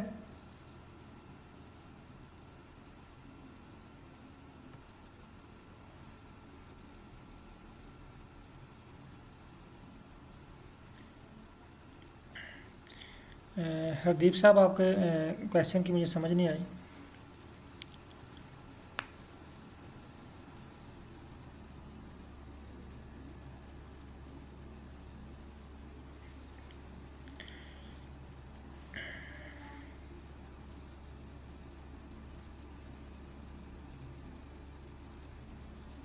हरदीप साहब, अगेन काइंडली आपका क्वेश्चन क्या है? हाँ, स्पीशीज़ और पैटर्न यानी हम दो को यूज़ कर लें। पहले हम वन वे पे करें ना। एक्चुअली आपने ये परफॉर्म किया है वन वे पे, तो आज ही मैं आपको इसको टू वे पे भी और थ्री वे पे भी अप्लाई करना सिखाऊंगा। हरदीप साहब जी हमारे पास हैं इंडिया से, तो आई थिंक कि हम जो है ना एक इंटरनेशनल ग्रुप को लेके चल रहे हैं। हमारे पास यहाँ पे चाइना से भी लोग हैं, पाकिस्तान से भी हैं और इंडिया से भी हैं। 3 कंट्रीज़ के पार्टिसिपेंट हैं हमारे इस बैच में। तो बहरहाल चलते हैं जी। अच्छा, यहाँ पे हम बात कर रहे हैं कि फाइकस और डॉलर साइन और स्पीशीज़, जहाँ तक आपको समझ आ गई। अब यहाँ पे जो मैंने लगाया है ना, ये लेस देन और माइनस का साइन, इसका मतलब ये है कि जो इससे पीछे पीछे जो चीज़ें होंगी ना, ये वाली, ये मैंने अगले कोड का नाम रखा है। इस कोड का नाम रखा है, मैंने इसको नाम दिया है। तो असल कोड हमारा यहाँ से शुरू हो रहा है, फैक्टर। ये फैक्टर आ गया है। अब फैक्टर मैं किसके बनाना चाह रहा हूँ? Again ficus, dollar sign. Dollar sign ये शो कर रहा है कि हमने कोई कॉलम चूज़ किया है, ये स्पीशीज़। इसको रन करेंगे तो हमारे पास ये फैक्टर में कन्वर्ट हो जाएगा डाटा। अब हम आके दोबारा यहाँ पे फाइल से कन्फर्म कर सकते हैं कि यहाँ पे हमारे पास फैक्टर मौजूद है। यहाँ पे हमारे पास फैक्टर मौजूद है। अच्छा, हम वापस आ जाते हैं अनोवा पे। इसको टिबल करके अगर आप चेक करना चाह रहे हैं, कन्फर्म करना चाह रहे हैं, तो आप इसको टिबल करके भी कन्फर्म कर सकते हैं। यहाँ पे देखें, पहले हमारे पास CH आ रहा था, अब FCT मीन फैक्टर डाटा आ रहा है। ठीक है। अब अनोवा की कुछ स्टेप होते हैं ना, जिस तरह हमें कहा जाए कि आप माइक्रोस्कोपी करें, या आप ये सैंपल है एक लीफ का, इसका जो ना अपने माइक्रोस्कोप में स्टोमेटा चेक करके लाएं, या इसके कुछ सेल्स चेक करें, तो उसके कुछ स्टेप्स होते हैं। सबसे पहले आप उसको वॉश करते हैं, फिर उसको वो ट्रांसैक्शन काटते हैं उसका, फिर उसके ऊपर स्टेनिंग करते हैं, फिर माइक्रोस्कोप में देखते हैं, फिर उसकी इमेज बनाते हैं, फिर उसकी जो है वो पैमाइश वगैरह करते हैं, सेल की लेंथ वगैरह मेजर करते हैं। तो उसके स्टेप्स हैं। हर जो एनालिसिस है लैब के अंदर, जितने भी एनालिसिस परफॉर्म होते हैं बायोलॉजिकली, केमिकली या कुछ और, हर एक के लिए कुछ ना कुछ स्टेप्स होते हैं। वो स्टेप्स को फॉलो करके हम वहाँ तक पहुँचते हैं ना। तो यहाँ पे भी कुछ स्टेप हैं। फर्स्ट स्टेप क्या किया आपने कि जो हमारे पास डाटा था उसको हमने कन्वर्ट कर दिया फैक्टर में। अब दूसरा स्टेप है, हमने मीन और स्टैंडर्ड डेविएशन फाइंड करना है। ठीक है। तो मीन के लिए ये जो हमारा यहाँ से स्क्रिप्ट शुरू हो रहा है, ग्रुप्ड बाई, ये ग्रुप्ड बाई का फंक्शन यूज़ होता है मीन कैलकुलेट करने के लिए। ग्रुप बाई का फंक्शन कहाँ पे यूज़ होता है? मीन को कैलकुलेट करने के लिए। अब मीन किसकी हम कैलकुलेट करना चाह रहे हैं? हमारे पास एक फ़ाइल है फाइकस, और ग्रुप हमने किस बेस पे करना है? स्पीशीज़ की बेस के ऊपर। ये देखें, हमारे पास 3 ग्रुप बनेंगे ना। वैसे तो अगर हम स्पीशीज़ वाले कॉलम को अगर इग्नोर करें, तो अगर हम इसकी पेटल विड्थ की मीन निकालें तो तमाम की हमारे पास एक ही आंसर आएगा। कॉलम रो, एक ही रो बनेगी। अगर ये हम चारों को अप्लाई करें, मीन निकालें स्पीशीज़ को इग्नोर करके, तो हमारे पास एक ही आएगी। ठीक है। क्योंकि ये मीन जब इस पर अप्लाई होगा तो ये तमाम को प्लस करके और उसको डिवाइड कर देगा 150 पे, तो हमारे पास एक आंसर आ जाएगा। यानी एक मीन के यहाँ में हमारे पास यहाँ पे एक सेल आएगा। ठीक है। इस तरह यहाँ पे एक सेल आएगा, यहाँ पे एक सेल आएगा, यहाँ पे एक सेल आएगा। लेकिन यहाँ पे स्पीशीज़ वाले कॉलम में हमारे पास 3 ग्रुप हैं, S1, S2 and S3। S1 इकट्ठा हो जाएगा, S2 इकट्ठा हो जाएगा, S3 इकट्ठा हो जाएगा। तो ग्रुप बाई, यानी ग्रुप बाई का मतलब ये है कि S1 की मीन इकट्ठी होगी, S2 की मीन इकट्ठी होगी और S3 की मीन इकट्ठी होगी, और हमारे पास 3 जो है वो रोज़ बनेंगी। जब ये हम बना के चेक करते हैं अच्छा, फिर उसके बाद यहाँ तक तो मैं कोड रीड करना आ गया। ये भी आपको पता चल गया कि मैंने ये मीन डाटा रखा हुआ है, इसका मैंने नाम रखा हुआ है स्क्रिप्ट का, बस और कुछ भी नहीं किया हुआ मैंने इसको। मैंने जस्ट स्क्रिप्ट का नाम रखा है मीन डाटा, इसका छोटा कोड बना दिया ना, इसका खुफिया कोड बना दिया ताकि मुझे पता चल जाए कि जब भी मैंने इस कोड को रन करना है, मुझे कहीं आगे भी इसकी ज़रूरत पड़े तो मैं just mean underscore data run करूं तो ये कोड मेरा जो है ये रन हो जाए। अच्छा, अब मैं इसको क्या करता हूँ कि यहाँ तक हमारा कोड क्लियर है, हमें समझ आ गई है। अगर यहाँ तक किसी को इशू है, ये कोड रीड नहीं करना आया, तो वो काइंडली पूछ सकते हैं। ये देखें, ग्रुप बाई का मतलब है कि हम इसको ग्रुपिंग करना चाह रहे हैं। फाइकस की हमारे पास फाइल है और इसके अंदर जो कॉलम है स्पीशीज़ की बेस के ऊपर। यहाँ पे एक फंक्शन यूज़ हो रहा है, इसको कहते हैं पाइप ऑपरेटर। ये वाला फंक्शन पाइप ऑपरेटर हम तब यूज़ करते हैं जब हमने 2-3 कोड्स को कंबाइन करना हो, इकट्ठा रन करना हो, ठीक है। यानी एक, जिस तरह हम बायो में करते हैं ना कि एक के जो आउटपुट है, एक केमिकल रिएक्शन की जो आउटपुट है में भी वो अगले रिएक्शन में इनपुट हो, या अगर सिंपल मैं आपको बताऊं, एक रिएक्शन के जो प्रोडक्ट है में भी वो सेकंड रिएक्शन में वो रिएक्टेंट हो, और सेकंड रिएक्शन की जो प्रोडक्ट है में भी वो थर्ड रिएक्शन में वो रिएक्टेंट हो। सेम यही चीज़ यहाँ पे अप्लाई हो रही है। फॉर एग्जांपल यहाँ पे ये हमारे पास क्या है, रिएक्टेंट है। अब इसके जो प्रोडक्ट हैं वो नेक्स्ट स्टेप में यहाँ पे यूज़ होंगे, ठीक है। इसका जो आंसर है वो नेक्स्ट स्टेप में यहाँ पे रेंज होगा, ठीक है। यानी 3 स्टेप में हमारा चला गया। यानी अगर ये वाला कोड हम रन करें ना, इसका जो आंसर होगा, इसके आंसर को ये वाला स्क्रिप्ट कोड लेके चलेगा आगे। अब इसके आंसर के ऊपर ये वाला एनालिसिस होगा। यानी 3 कोड हमारे यहाँ पे रन हो रहे हैं। पहला कोड में क्या होगा, मीन फाइंड होगी। दूसरे कोड में मीन और स्टैंडर्ड डेविएशन फाइंड होगी। और तीसरे कोड में ये अरेंज कर देगा हमारे डाटे को पेटल विड्थ मीन्स के लिहाज से डिसेंडिंग ऑर्डर में, ठीक है। ये DESC इसका मतलब है डिसेंडिंग ऑर्डर में अरेंज कर देगा। अब इसको असेंडिंग ऑर्डर में भी अरेंज कर सकते हैं, डिसेंडिंग ऑर्डर में भी अरेंज कर सकते हैं। आप इसको ना अरेंज करें फिर भी कोई इस पर इफेक्ट नहीं पड़ता। तो हमारे पास यहाँ पे 3 कोड हैं। और ये पाइप ऑपरेटर का मतलब ये होता है कि हम इसको तब यूज़ करते हैं जब हमने एक कोड के रिजल्ट्स को दूसरे कोड में एज आ रिएक्टेंट यूज़ करना है, और फिर उसके जो रिजल्ट्स आएंगे, उसके जो प्रोडक्ट्स बनेंगे, उसको नेक्स्ट स्टेप में हमने एज आ रिएक्टेंट यूज़ करना है। यानी अगर मैं इसको और आसान अल्फाज में कर दूँ कि ये जो पहला कोड है ये वाला, इसका जो आंसर आएगा, ठीक है, इस आंसर के ऊपर ये वाला स्क्रिप्ट अप्लाई होगा, ठीक है। इसका जो आंसर आएगा उसके ऊपर थर्ड स्क्रिप्ट अप्लाई होगा। अब ये स्क्रिप्ट भी मैं आपको पढ़ के बताता हूँ। पहली लाइन तो आपको क्लियर होगी कि ये हमने मीन निकालने के लिए हमें कोड लिखा है। जब भी आपने मीन निकालनी है तो आप ये स्क्रिप्ट यूज़ कर सकते हैं। ये इतना स्क्रिप्ट, किसी भी डाटा सेट का मीन निकालने के लिए आप ये वाला स्क्रिप्ट यूज़ कर सकते हैं। अब पीछे हमने जो नाम रखा है लेस देन और माइनस का साइन, ये वाला वर्ड जहाँ पे भी आ जाए, जिस तरह मैंने आपको बताया ना हैशटैग वाला वर्ड जहाँ पे भी आ जाए, इसका मतलब ये है कि हम इसकी हेडिंग दे रहे हैं, इसका कोई नाम रख रहे हैं, इसको हेडिंग दे रहे हैं। इसी तरह यहाँ पे ये वर्ड जहाँ पे भी आ जाए ना, इसका मतलब ये है कि हम इसका स्पेशल नाम रख रहे हैं, कोई इसको एक कोड दे रहे हैं। अब ये सारा कोड इस एक वर्ड में सेव हो जाएगा। अगर मैं इसको जस्ट इस कोड को रन करूँगा तो सारा कोड मेरा रन हो जाएगा, ठीक है। अच्छा, दूसरी लाइन पे आते हैं, summarise petal width mean. Summarise करनी है हमने पेटल विड्थ की। देखिए हमारे पास यहाँ पे कॉलम है, 4 कॉलम है, तो इसमें पेटल विड्थ को यूज़ कर रहा हूँ। यानी मैं पहले इफेक्ट का चेक कर रहा हूँ, स्पीशीज़ का पेटल विड्थ के ऊपर क्या इफेक्ट हो रहा है। यानी एक फैक्टर एक वेरिएबल। और मल्टीपल के भी चेक कर सकते हैं, लेकिन अभी हम सिंपल हैं तो अभी क्योंकि आप न्यू हैं, अभी आपको ये मुश्किल में आप पड़ जाएंगे। 1 बाय 1 करके इसको परफॉर्म करते हैं। अच्छा, स्पीशीज़ को पेटल विड्थ के साथ रन किया तो देखें क्या आंसर आता है। और इसके बाद स्टैंडर्ड डेविएशन, ये SD जो है ना, ये स्टैंडर्ड डेविएशन के लिए, ये आगे स्टैंडर्ड डेविएशन का फार्मूला लिखा हुआ है। स्टैंडर्ड डेविएशन ये इसके अंदर क्या आ जाएगा, पेटल विड्थ की। और हम बता रहे हैं इसको कि हमने SD फाइंड करनी है पेटल विड्थ की, और उसके बाद इसको डिसेंडिंग ऑर्डर में अरेंज कर देना है। मैं स्क्रिप्ट को रन करता हूँ।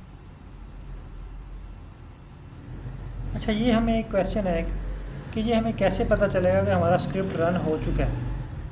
अगर तो आपको कंसोल में इस तरह सेम लिखा हुआ आ जाए और ये ब्लू कलर में हो या ब्लैक कलर में हो और कोई एरर का लफ्ज़ ना लिखा हुआ हो साथ, तो इट्स मीन कि आपका कोड रन हो चुका है।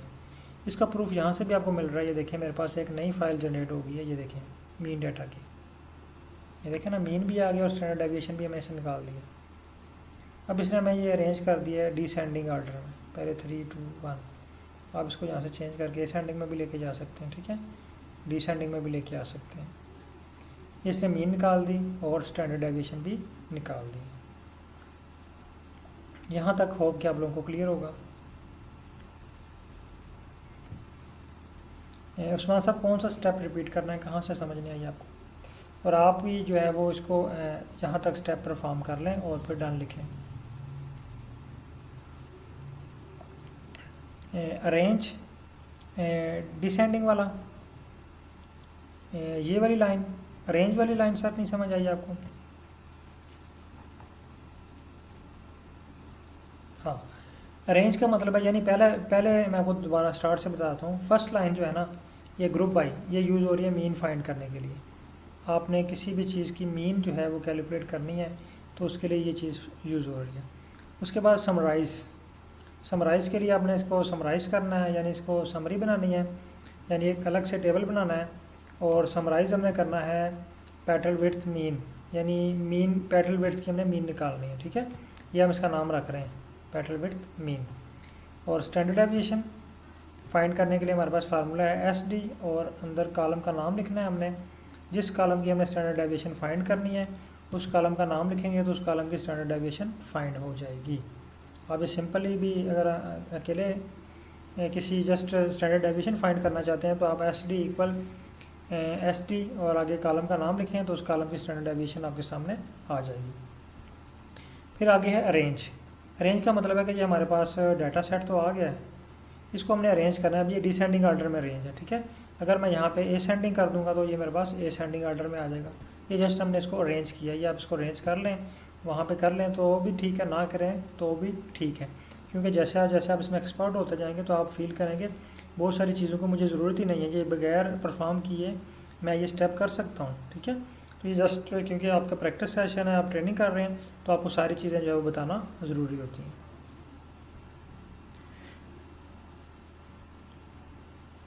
होप कि अब तमाम पार्टिसिपेंट को क्लियर हो गया होगा। सर काइंडली यहाँ तक तमाम पार्टिसिपेंट ये स्टेप परफॉर्म कर लें।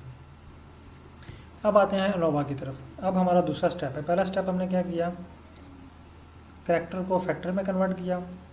फैक्टर के बाद हमने यूज़ किया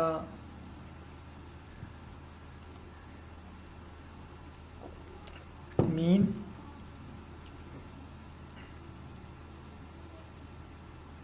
और स्टैंडर्ड डेविएशन फाइंड किया। और अब हम चलते हैं अनोवा की तरफ। अनोवा के लिए जो स्क्रिप्ट है, अनोवा का जो स्क्रिप्ट है वो ये है, ठीक है। अगर मैं इसको इग्नोर कर दूं, ये जस्ट मैंने इसका नाम रखा हुआ इस फाइल का। जिस तरह ये मैंने मीन डाटा फाइल का नाम रखा था ना, मेरे पास ये मीन डाटा के नाम से फाइल आ गई है। मैं यहाँ पे कोई और नाम रखूँगा तो यहाँ पे कोई और नाम से फाइल जनरेट हो जाएगी। तो अनोवा, क्योंकि अब यहाँ पे हम अनोवा अप्लाई कर रहे हैं, तो इस स्क्रिप्ट का, इस कोड का हम नाम रख देते हैं अनोवा। अनोवा के लिए जो फंक्शन यूज़ हो रहा है AOV। अनोवा हम लगाना चाह रहे हैं किसके ऊपर, पेटल विड्थ के ऊपर। ये टिल्डी का साइन ये शो कर रहा है कि हम किस चीज़ का इफेक्ट चेक करना चाह रहे हैं और किसके ऊपर इफेक्ट चेक करना चाह रहे हैं। हम स्पीशीज जिसके ऊपर आपने इफेक्ट चेक करना है ना, उसको आपने पहले लिखना है। यानी हम पेटल विड्थ के ऊपर इफेक्ट चेक करना चाह रहे हैं स्पीशीज़ का, तो जिसके ऊपर इफेक्ट चेक करना है उसको पहले लिखना है, और जिसका इफेक्ट चेक करना है आपने, उसको अपने टिल्डी साइन के बाद लिखना है। तो यहाँ पे पेटल विड्थ, क्योंकि हम पेटल विड्थ के ऊपर इफेक्ट चेक करना चाह रहे हैं किस चीज़ का, स्पीशीज़ का, तो टिल्डी साइन के बाद आपने स्पीशीज़ लिख देना। उसके बाद आपने इसको फाइल का नाम बताना है। हमारे पास फाइल जो है वो डाटा है, उसका नाम है फाइकस, और इसको रन कर देते हैं। अब इसको रन करने के बाद देखिए हमारा कोड रन हो चुका है, और ग्लोबल इन्वायरमेंट में एक और एक्सेल फाइल बन गई है जिसका नाम है अनोवा। ये देखें, यहाँ पे मैंने इसका नाम रखा था ना अनोवा, तो मेरे पास एक फ़ाइल बन गई जिसका नाम है अनोवा। मैं इसको व्यू करता हूँ तो मेरे पास कुछ इस तरह की फ़ाइल शो होती है। अगर आपके पास भी ये टेबल बना तो आपके पास भी कुछ इस तरह की फ़ाइल शो होगी।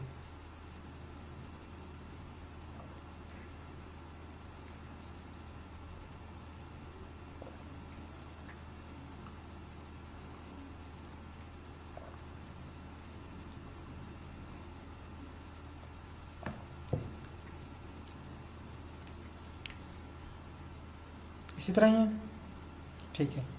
अच्छा, अब यहाँ पे देखें, हमें नोवे के रिज़ल्ट की तो कोई समझ ही नहीं आई। अब्दुल समी के पास एरर आ रहा है। सर एरर काइंडली उसका स्क्रीनशॉट लें और एरर शेयर करें मुझे। एरर का स्क्रीनशॉट लें, यानी ये पूरी स्क्रीन का स्क्रीनशॉट लें और जो आपके पास एरर आ रहा है वो शेयर करें।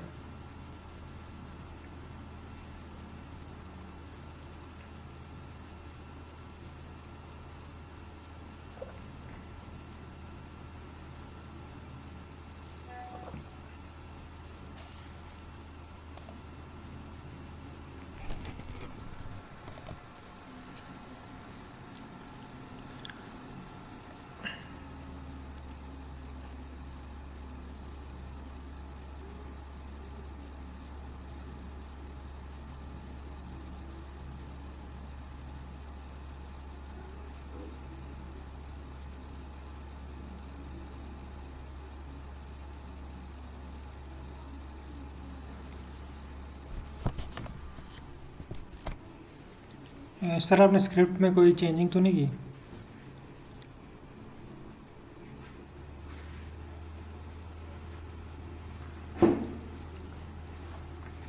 आप ऐसा करें कि अगेन जो है ना फर्स्ट कोड रन करें। पहला कोड आप रन करें, स्टार्ट से आप सारे कोड रन करें। आई थिंक आपका कोई कोड जो है वो रन नहीं हुआ स्टार्ट से। यहाँ से लाइब्रेरी से सारे कोड रन करें, लाइब्रेरी करें। लाइब्रेरी के बाद जितने कोड लिखे हुए सारे कोड आप रन करें अनोवा तक। आपके पास अनोवा के रिजल्ट्स आ जाएंगे। क्योंकि ये जब कैरन इज़ नॉट सब स्टेबल, तो इट्स मीन कि आपने इसको या तो फैक्टर में कन्वर्ट नहीं किया या कोई स्टेप स्किप कर दिया यहाँ से।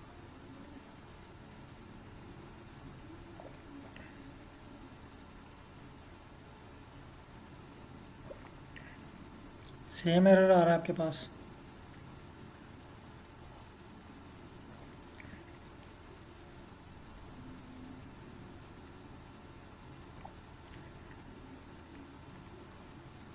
ठीक है, आप जस्ट 5 मिनट वेट करें, मैं ये स्टेप कंप्लीट करवा लूँ, फिर मैं आपकी स्क्रीन शेयर करके आपको वहाँ पे क्लियर करवा देता हूँ।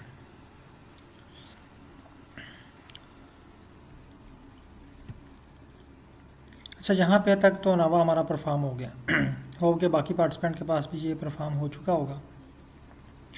अब हम इसकी समरी चेक कर लेते हैं, क्योंकि हमें उसकी जो रॉ डाटा से हमें समझ नहीं आ रही, तो हमें तो समरी चाहिए, इसकी फाइनल रिजल्ट चाहिए, फाइंडिंग चाहिए। तो ये हमारे पास समरी आ गई है। ठीक है, ये समरी बता रही है कि हमारा जो डाटा सेट है, जो स्पीशीज़ का इफ़ेक्ट है पेटल विड्थ के ऊपर, ये सिग्निफिकेंट है, यानी सिग्निफिकेंटली इसको इफ़ेक्ट कर रहा है। ठीक है, ये देखें 3 स्टार आ रहे हैं हमारी ये पी वैल्यू के साथ, तो ये बता रही है कि सिग्निफिकेंटली इफ़ेक्ट शो कर रहा है। अब एक चीज़ तो हमें कन्फर्म होगी कि वाकई ही जो स्पीशीज़ वाला कॉलम है इसका इफ़ेक्ट है पेटल विड्थ के ऊपर। अब ये चेक करने के लिए कितना इफ़ेक्ट है, उसके लिए हम टुके टेस्ट अप्लाई करते हैं इसके ऊपर। अब देखें टुके टेस्ट, यहाँ पे टुके टेस्ट के लिए जो फंक्शन यूज़ होता है ये भी बेसिक है, टुके HSD, ये टेस्ट का नाम है। ठीक है, ये फंक्शन का नाम है, ये पैकेज के अंदर जो फंक्शंस होते हैं ना उसका नाम है टुके HSD। ये हम अप्लाई करना चाह रहे हैं अब अनोवा के ऊपर। देखें, अब हम फाइकस की फ़ाइल पे नहीं चेक करना चाह रहे। अब हम जो हमारे पास जो अनोवा के रिज़ल्ट आए हैं ना, ये वाली फ़ाइल, ये देखें ये रॉ फाइल है, इसमें हमें कुछ भी नहीं समझ आ रही, लेकिन ये हमें सॉफ्टवेयर हमें समझाएगा कि इसके अंदर क्या है, वो हमें इसमें से डाटा एक्सट्रैक्ट करके देगा जो हमारे लिए ज़रूरी है। तो हम यहाँ पे अनोवा के ऊपर टुके टेस्ट लगाना चाह रहे हैं, इसको रन करते हैं। देखें टुके टेस्ट इसके ऊपर अप्लाई हो गया है और हमारे पास यहाँ पे एक फ़ाइल बन गई है टुके की। मैं अगर यहाँ पे इस पर क्लिक करूँ तो इसकी भी हमें कुछ समझ नहीं आ रही है। देखें क्या कुछ लिखा हुआ है इसमें, तो ये स्मार्ट चीज़ें हैं, मुझे इसकी समझ नहीं आ रही है। देखेंगे जी, इसको भी मैं क्लिक करता हूँ तो ये टेबल शायद ओपन हो जाए हमारे पास। ये देखें इसकी लिस्ट है काफ़ी लेंथी सी। तो हम इसकी समरी चेक करते हैं। ठीक है, टुके पे क्लिक करते हैं, ये देखें इसकी समरी आ गई है। अब ये देखें S1 और S1 और S2 का क्या इफ़ेक्ट है। ठीक है, ये डिफरेंस इतना आ रहा है और lower and upper and adjustment values 0 0 है। ठीक है, यानी 3 और 1 का क्या इफ़ेक्ट है, 3 और 2 में क्या जो है वो इफ़ेक्ट हो रहा है, ये इसकी वैल्यूज शायद शो हो रही हैं। अब यहाँ तक तो हमारा क्लियर है। अब हम चाह रहे हैं कि इसका मल्टीपल कंपैरिजन किया जाए। मल्टीपल कंपैरिजन यानी तीनों स्पीशीज़ का, ये देखें ना, S1 S2 और S3, यानी S1 और S2 और S3 जो है वो कितना डिफरेंस शो कर रही हैं। क्या इनमें तीनों में सिग्निफिकेंट डिफरेंस वाकई है? अगर है तो तीनों के साथ 3 डिफरेंट लेटर शो होने चाहिए, A B C। तो उसको हम कहते हैं मल्टीपल कंपैरिजन व्यू। तो उसको हम चेक कर लेते हैं। उसके लिए एक फंक्शन यूज़ होता है, या उसके लिए हम एक मॉडल यूज़ करेंगे जिसे कहते हैं general linear hypothesis test. General linear hypothesis test. अब ये जो हमने हाइपोथेसिस बनाया था कि हमारा डाटा सेट जो है इसमें स्पीशीज़ वाला कॉलम है, ये सिग्निफिकेंटली इफेक्ट कर रहा है पेटल विड्थ को, ये हमारा हाइपोथेसिस था। एक इसके अपोजिट होता है नल हाइपोथेसिस। नल हाइपोथेसिस क्या कहता है? वो कहता है सिग्निफिकेंटली डिफरेंस नहीं है। हम कह रहे हैं सिग्निफिकेंट डिफरेंस है। तो अगर p वैल्यू 0.005 या इससे कम है तो हमारा हाइपोथेसिस ठीक है। अगर p वैल्यू 5 पॉइंट से ज़्यादा है तो जो नल हाइपोथेसिस है वो ठीक है कि हमारे डाटा के ऊपर कोई इफ़ेक्ट नहीं हुआ। तो यहाँ पे हमारा हाइपोथेसिस जो है वो ठीक था। अब हम उसको जो है वो मज़ीद कंपेयर करके चेक कर लेते हैं, जिसमें general linear hypothesis test apply करते हैं। ये मज़ीद थोड़ा एडवांस हो जाएगा आपका एनालिसिस अनोवा का। इसको जब हम लगाएंगे और हमने इस पर अप्लाई करना है टुके टेस्ट पे। देखिए अब हमने पहले अनोवा निकाला, अनोवा पे हमने क्या किया, टुके टेस्ट लगाया। अब टुके टेस्ट के ऊपर मज़ीद हम एक और टेस्ट लगा रहे हैं जिसमें हम कह रहे हैं जनरल लीनियर हाइपोथेसिस टेस्ट। ये हमें हाइपोथेसिस हमारा टेस्ट करके देगा। ये कोड रन हो गया, मैं आपको कोड भी पढ़ के बता देता हूँ। ये देखें GLHT general linear hypothesis test, ये हम करना चाह रहे हैं अनोवा का और लिनफेक्ट। ठीक है, ये बता रहा है कि हम किस पे करना चाह रहे हैं, मल्टीपल कंपैरिजन व्यू। और कॉलम क्या है हमारे पास, स्पीशीज़, और जो हमारे पास मेन फाइल है उसका नाम है टुके, यानी अनोवा की फ़ाइल यूज़ कर रहे हैं। और अगर मैं ये आपको फ़ाइल दिखाऊँ अनोवा की, बल्कि यहाँ पे नहीं शो होगी। ठीक है, यहाँ पे हम अनोवा और टुके दोनों के ऊपर अप्लाई कर रहे हैं general linear hypothesis test. MCP होता है मल्टीपल कंपैरिजन। MCP ये एक फंक्शन है मल्टीपल कंपैरिजन का। ऊपर हमने पढ़ा था मल्ट कंप व्यू, एक पैकेज ये वाला मल्ट कंप व्यू, ये यहाँ पे ये यूज़ हो रहा है मल्ट कंप व्यू। अच्छा, ये आपने परेशान नहीं हो जाना कि ये इतना मुश्किल कोड है, इसको हम कैसे याद करेंगे। आपने जस्ट इसको रीड करना सीखना है, आपने इसको याद नहीं करना, इसको पढ़ना नहीं है। ये कोड आपके पास आ चुका है। अब मैं आगे इसको बताऊंगा कि इसको हमने आसान वे से कैसे यूज़ करना है। हमने जस्ट इसकी जो है ना वो उसकी रीडिंग सीखनी है। हमने ये ज़ुबानी राइट करना नहीं सीखना है, ना ही इसको हम राइट करेंगे ना टाइप करेंगे, क्योंकि हमने पहले दिन मैंने आपको बताया था कि हमने जस्ट गाड़ी ड्राइव करनी सीखनी है और अपनी मंजिल तक पहुँचना है। तो हम इस उलझन में नहीं पड़ेंगे कि ये मल्टीपल कंपैरिजन व्यू के लिए इसके पीछे कोडिंग क्या है, इसके पीछे फार्मूला क्या लगा हुआ है, वो सब जो है वो ओके है, वो सब प्रोग्रामर्स ने वो डेवलप किया हुआ है। हमने जस्ट इसको अब रन करना है। MCP का मतलब होता है मल्टीपल कंपैरिजन व्यू।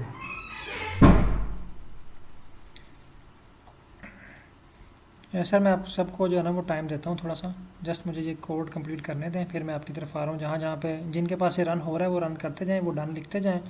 जिनके पास एरर आ रहा है वो कमेंट्स में मैसेज कर दें एरर, फिर मैं आपको 1 बाय 1 करके टाइम देता हूँ और आपका जो एरर आ रहा है उसको रिज़ॉल्व करता हूँ।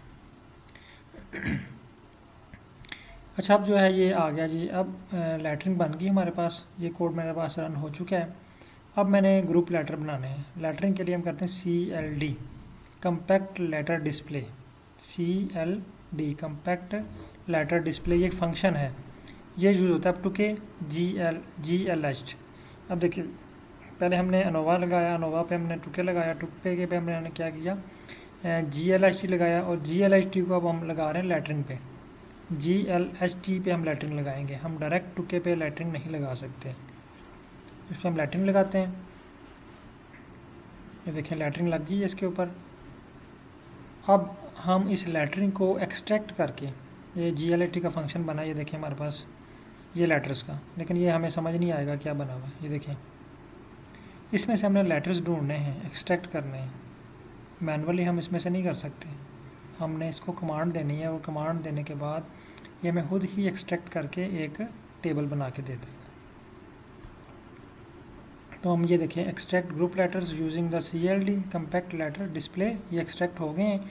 अब हम एक्सट्रैक्ट लेटर्स को मीन टेबल में ऐड करना चाह रहे हैं, ठीक है, adding group letter to the mean data. तो मीन डाटा ये हमने इसका नाम रख दिया, ठीक है, यानी मीन डाटा और ग्रुप लेटर, यानी हमने एक नया टेबल बना रहे हैं जिसमें मीन डाटा भी हो और ये लेटर भी हो। Group letters $, MC multiple comparison letters, जब इस पर क्लिक करेंगे $, लिखेंगे तो हमारे पास एक जो है ना वो फाइल ओपन होगी, एक लिस्ट होगी कॉलम की, तो उसमें से हमने लेटर वाला कॉलम सेलेक्ट कर लेना है।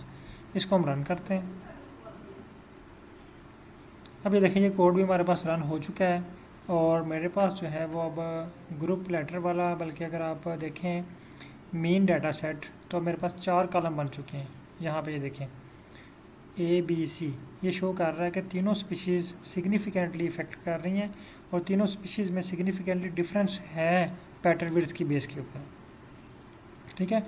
एक को A अलॉट हो गया, एक को B अलॉट हो गया, और एक को C अलॉट हो गया। अब हम इसको विजुअलाइज करना चाहते हैं। अगर आप टेबल करके डाटा देखना चाह रहे हैं तो टेबल करके भी आपको इसी तरह का टेबल शो होगा, वो आप देख सकते हैं। ये देखिए, ठीक है, ये टेबल आपके पास आ गया। इस टेबल को आप यहाँ से कॉपी करके वर्ड में भी लेके जा सकते हैं। अब हम इसका ग्राफ बनाना चाह रहे हैं, तो ग्राफ के लिए ये वही देखें प्लॉट है, जस्ट यहाँ पे मैंने इसको एक नाम दे दिया है। ये देखें हमने यहाँ तक ये पढ़ा है सारा, ये वाली चीज़ें हमने पढ़ी हुई हैं, सीखी हुई हैं, प्रैक्टिस की हुई हैं। मैं यहाँ पे अब क्या करने जा रहा हूँ, जस्ट पूरे कोड को मैंने एक नाम दे दिया, इसका नाम मैंने रख लिया G। इसका नाम क्या रखा है, G मैंने इसका नाम रख लिया है, ठीक है। अब अगर मैं ये कोड आपको पढ़ के सुनाता हूँ तो आपको ये पहले भी आता है, तो आपको अंडरस्टैंडिंग जो है वो बेहतर होगी। अब ये कोड मैंने जनरेट किया है बार ग्राफ के लिए, और एरर बार, और लेटर्स के लिए, यानी 3 चीज़ें इसमें ऐड की हैं। बार ग्राफ, उसके ऊपर बार, और फिर उसके ऊपर लेटर्स।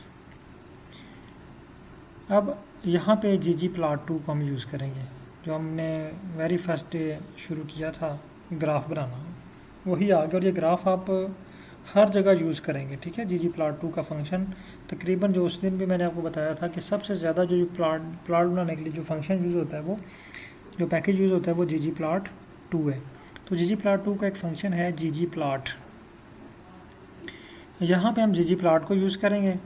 और किस प्लॉट पे हम डाटा बनाना चाह रहे हैं, अभी देखें ये मीन डाटा, इस फाइल के ऊपर हम प्लॉट बनाना चाह रहे हैं, ये वाली फाइल पे, इस फाइल का प्लॉट, यानी हमारे पास स्पीशीज़ भी आ जाएं, मीन भी आ जाए, स्टैंडर्ड डेविएशन भी आ जाए, और ग्रुप लेटर भी शो हो।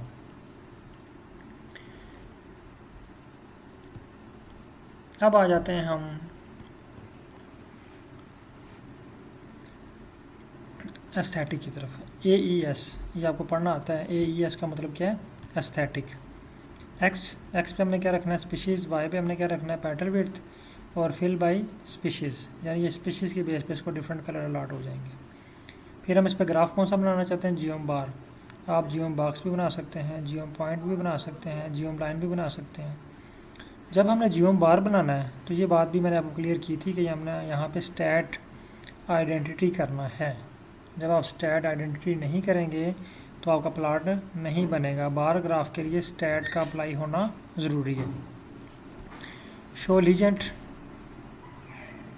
ट्रू, यहाँ पे देखें, अगर आप यहाँ से वर्ड गायब कर देंगे ना, फिर भी वो कोड रन हो जाएगा। अभी जस्ट हम सीख रहे हैं तो हमें ये चीज़ों का पता होना चाहिए। शो डॉट लीजेंट का मतलब ये है कि हमारे पास जो ग्राफ के लीजेंट्स हैं ना, वो शो होने चाहिए। इज़ ट्रू, अगर मैं यहाँ पे f लिख दूँ तो मुझे लीजेंड शो नहीं होंगे। ये अभी आपको करके दिखाऊंगा जब प्लॉट बनेगा। उसके बाद बार की जो है कॉलम की जो विड्थ है वो 0.6 होनी चाहिए।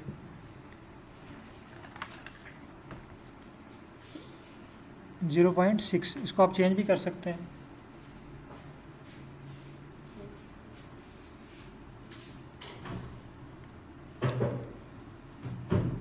आप 6 भी कर सकते हैं, 4 भी कर सकते हैं, 8 भी कर सकते हैं। वो डिपेंड करता है कि आपकी रिक्वायरमेंट क्या है, या आप जो है वो कितने जो उसकी विड्थ पे जो ग्राफ है वो अट्रैक्टिव लग रहा है। अब इसके ऊपर हम बार बनाना चाह रहे हैं, प्लस ये को ऐड कर लें, प्लस जियोम एरर बार। हम इस पर एरर बार लगाना चाह रहे हैं। एरर बार हमने किस डाटे पे बनाना है, ठीक है, ये हम इसको बता रहे हैं कि एस्थेटिक। अब इसको हमें एस्थेटिक भी देनी है, वाई मिनिमम, किसकी बेस के ऊपर, ये देखें ये हमारे पास एक कॉलम बना हुआ है, petal width mean S D, ये वाई मिनिमम है। वाई मैक्सिमम पे भी हमने यही रखना है, petal width means plus standard deviation. यहाँ पे हमने माइनस किया और यहाँ पे प्लस कर दिया, यानी प्लस माइनस, जिस तरह हम टेबल में बनाते हैं ना, प्लस माइनस लेके हम उसको टाइप करते हैं। इसी तरह यहाँ पे हमने प्लस माइनस, एक के साथ हमने प्लस कर दिया, एक के साथ माइनस कर दिया। इट्स मीन कि हम यहाँ पे इसको प्लस भी कर रहे हैं, माइनस भी कर रहे हैं। इसकी बार की विड्थ जो है ये 0.1 है। ये भी हम चेंज करके देखेंगे क्या इफेक्ट होता है। उसके बाद टेक्स्ट लेबल, हम ग्राफ को लेबल भी करना चाह रहे हैं, ठीक है। जियोम टेक्स्ट, AES एस्थेटिक। अब टेक्स्ट की भी एस्थेटिक होती है, यानी इसमें कलर ऐड करना चाहते हैं, कलरफुल टेक्स्ट लिखना चाहते हैं, उसका फॉन्ट साइज़ क्या रखना चाहते हैं, उसके जो है वो फॉन्ट स्टाइल क्या रखना चाहते हैं, सारी चीज़ें इसमें आ जाती हैं। तो लेबल हम करना चाहते हैं ग्रुप लेटर्स को, यानी जो हमने बार बनाई है ना उसको हम लेबल करना चाहते हैं ग्रुप लेटर के साथ। वाई पे हम petal width mean plus SD रखना चाहते हैं। वी जस्ट जो है वो 0.4, और वी जस्ट जो है ये लेबल्स को जो है वो एडजस्ट करता है। थीम इसका क्लासिक है, थीम भी आपको चेंज करना आता है। आप क्लासिक की जगह पे यहाँ पे मिनिमल भी रख सकते हैं, ठीक है। और मैं स्पोर्ट को रन करता हूँ।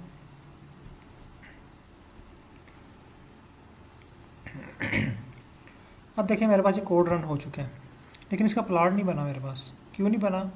क्योंकि मैंने इसका नाम रखा हुआ था जी। अब प्लॉट को मैंने चेक करने के लिए ना ये बनाया, मैंने जी को कॉपी करना है यहाँ से, या नीचे टाइप कर लें आप जी, ठीक है। जी को टाइप करें और इसको रन करना है, जस्ट जी को। ये देखें,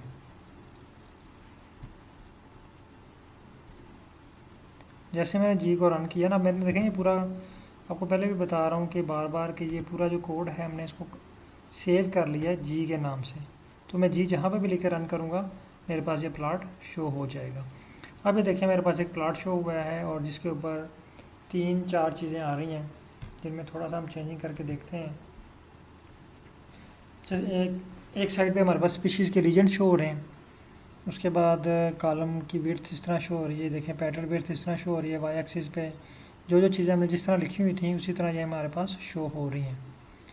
अब हम इसमें थोड़ी सी चेंजिंग करते हैं। फॉर एग्ज़ाम्पल ये लीजेंड ट्रू है, इसको हम F कर देते हैं। आपके सुपरवाइज़र कहते हैं कि यहाँ पे ये लीजेंड नहीं होने चाहिए क्योंकि यहाँ पे स्पीशीज़ के नाम आ चुके हैं, तो इसने वैसे जगह कवर की हुई है। एक ही चीज़ को आप 2-2 बार बता रहे हैं, तो आप लीजेंड यहाँ से गायब कर दें, या यहाँ से नीचे से स्पीशीज़ के नाम गायब कर दें। तो आपसे कहते हैं आप लीजेंड गायब कर दें, ठीक है। आप यहाँ पे F लिख देते हैं, इसको रन करते हैं, फिर जी को रन करते हैं। ये देखिए अब लीजेंड प्लॉट से गायब हो चुकी है।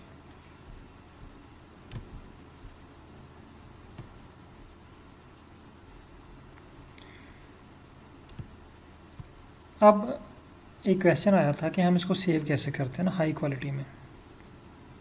हाई क्वालिटी में सेव करने के लिए एक तो तरीका ये है कि आप यहाँ से सेव करें इसको एक्सपोर्ट करके, लेकिन जब आप यहाँ से एक्सपोर्ट करके इसको सेव करते हैं ना तो ये हाई क्वालिटी प्लॉट नहीं बनता, ठीक है। मैं इसको जूम करता हूँ और मैं ये आपके व्हाट्सएप ग्रुप में शेयर कर देता हूँ।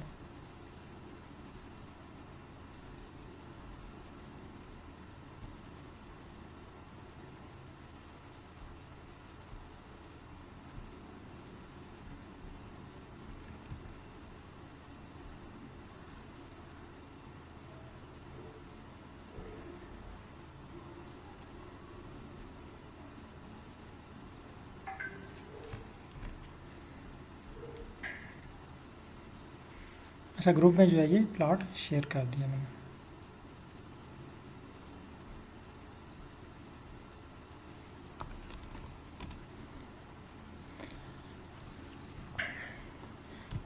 अच्छा, अब यहाँ पे एक और क्वेश्चन था कि सर इसको हाई क्वालिटी में कैसे सेव किया जाए, ये क्वेश्चन आया था स्टार्ट में, तो उसका मैंने नीचे स्क्रिप्ट लिखा हुआ है। ये save the plot in the high resolution 300 DPI PNG format.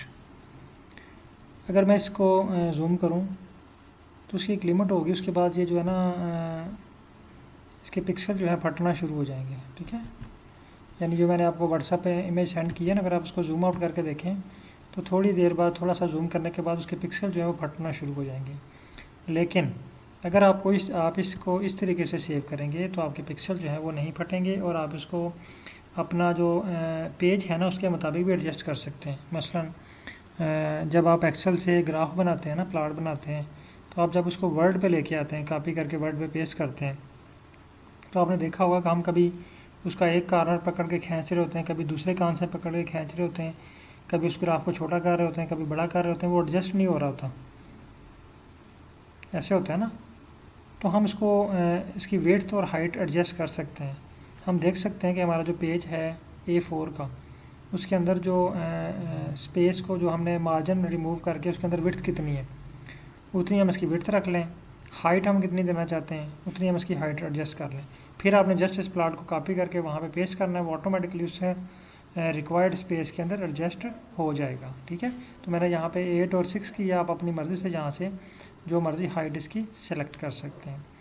अब ये देखें जी, ये मैंने इसका नाम रख लिया है, ये वाला प्लॉट मेरे पास कौन सा है जी, ये देखें ये मेरे पास प्लॉट कौन सा है जी, ये इसको मैं सेव करना चाह रहा हूँ। इसकी विड्थ होनी चाहिए 8, हाइट होनी चाहिए 6 और DPI होना चाहिए 300, और मैं इसको रन करता हूँ। मैंने इसको रन किया तो ये मेरे पास सेव हो गया। आप तमाम बाकी प्लॉट्स को भी सेम वे से इसी स्क्रिप्ट में चेंजिंग करके आपने जस्ट क्या करना है, यहाँ पे फाइल का नाम रख लेना जो आप फाइल का नाम रखना चाहते हैं। यहाँ पे जस्ट प्लॉट की जगह पे आपने प्लॉट का नाम दे देना, जैसे मैंने यहाँ पे प्लॉट का कोड जनरेट किया ना, आपने इस प्लॉट का कोई भी कोड रख लेना है। अगर आप जी रखना चाहते हैं तो जी भी रख के आप ये रन कर सकते हैं।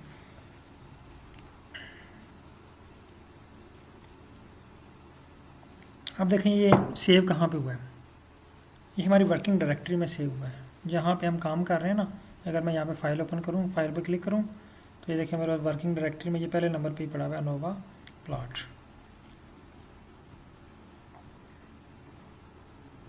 ये देखिए, अब आप इसको जितना मर्ज़ी जूम आउट कर लें, इसके पिक्सल जो हैं वो नहीं फटेंगे, ठीक है। ये देखिए मेरा जूम का ऑप्शन है,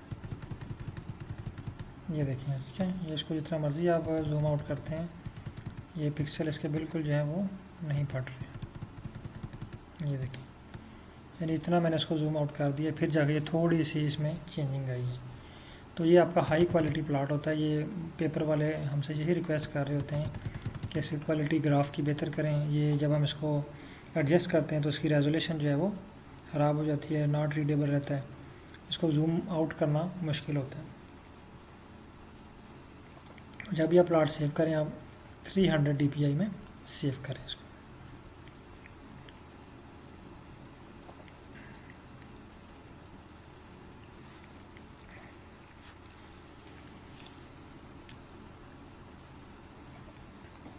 होप के तमाम पार्टिसिपेंट को यहाँ तक क्लियर है, परफॉर्म हो गया होगा। कुछ पार्टिसिपेंट के पास एरर आ रहे थे, तो काइंडली मैं उनसे अब रिक्वेस्ट करता हूँ।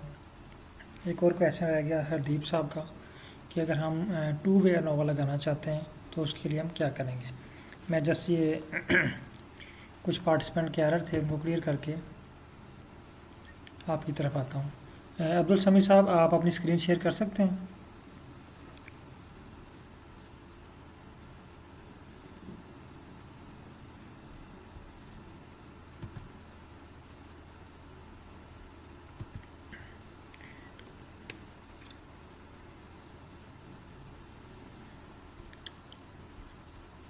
जी काइंडली स्क्रीन शेयर कीजिएगा, मैं स्क्रीन क्लोज कर रहा हूँ अपने।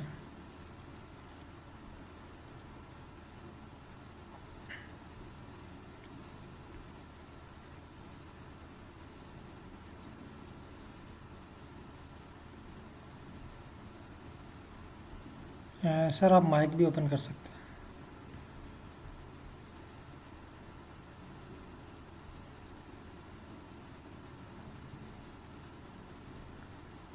हैं। सर माइक ओपन कीजिएगा।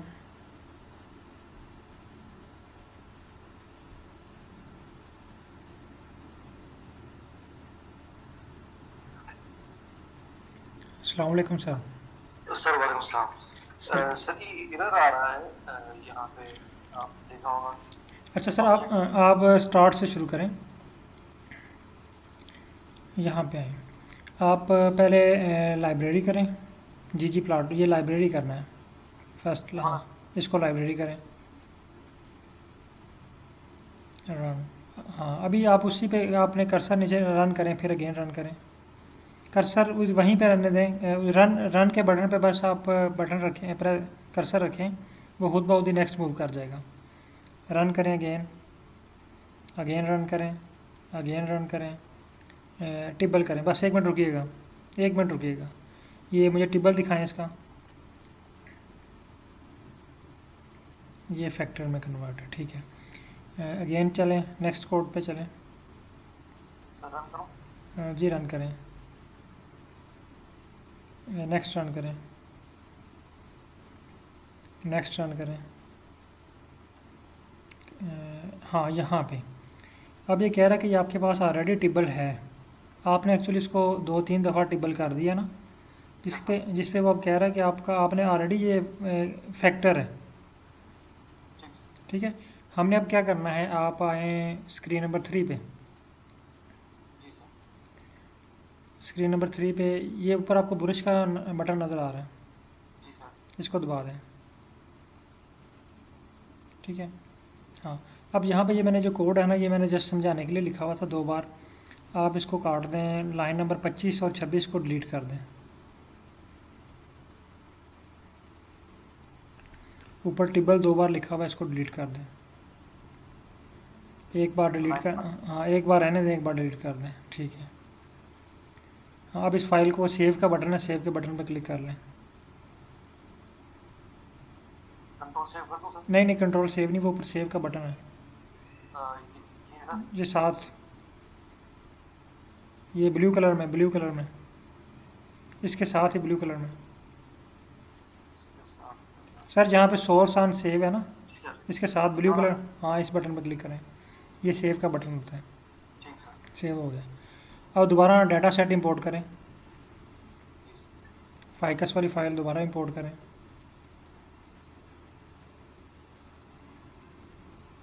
क्योंकि ये कोडिंग हो रही होती है, जब एक कोड गलत जनरेट हो जाता है ना, या डबल हो जाता है, तो फिर ये इसको ये अंडरस्टैंड नहीं कर पाता कि मैंने अब क्या करना है।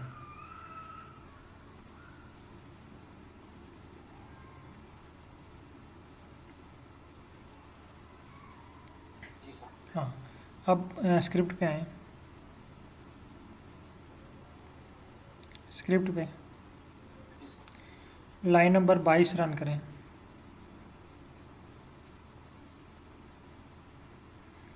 अब लाइन नंबर 24 रन करें। रन हो गया। 29 रन करें। समरी, समरी भी रन होगी। नेक्स्ट रन करें। ठीक है, नेक्स्ट करते जाएं। नेक्स्ट,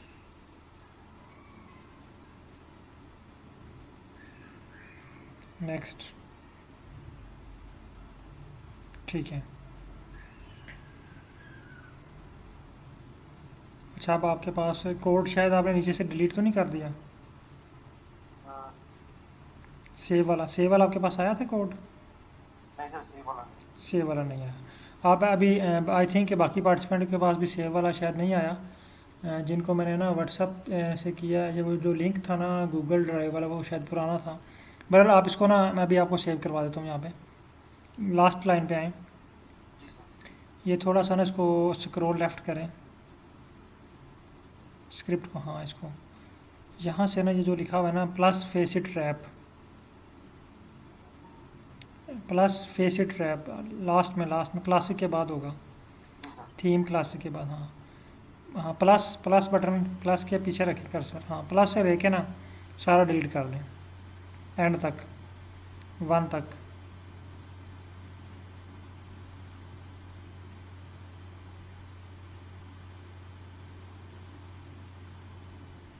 प्लस को भी डिलीट कर दें।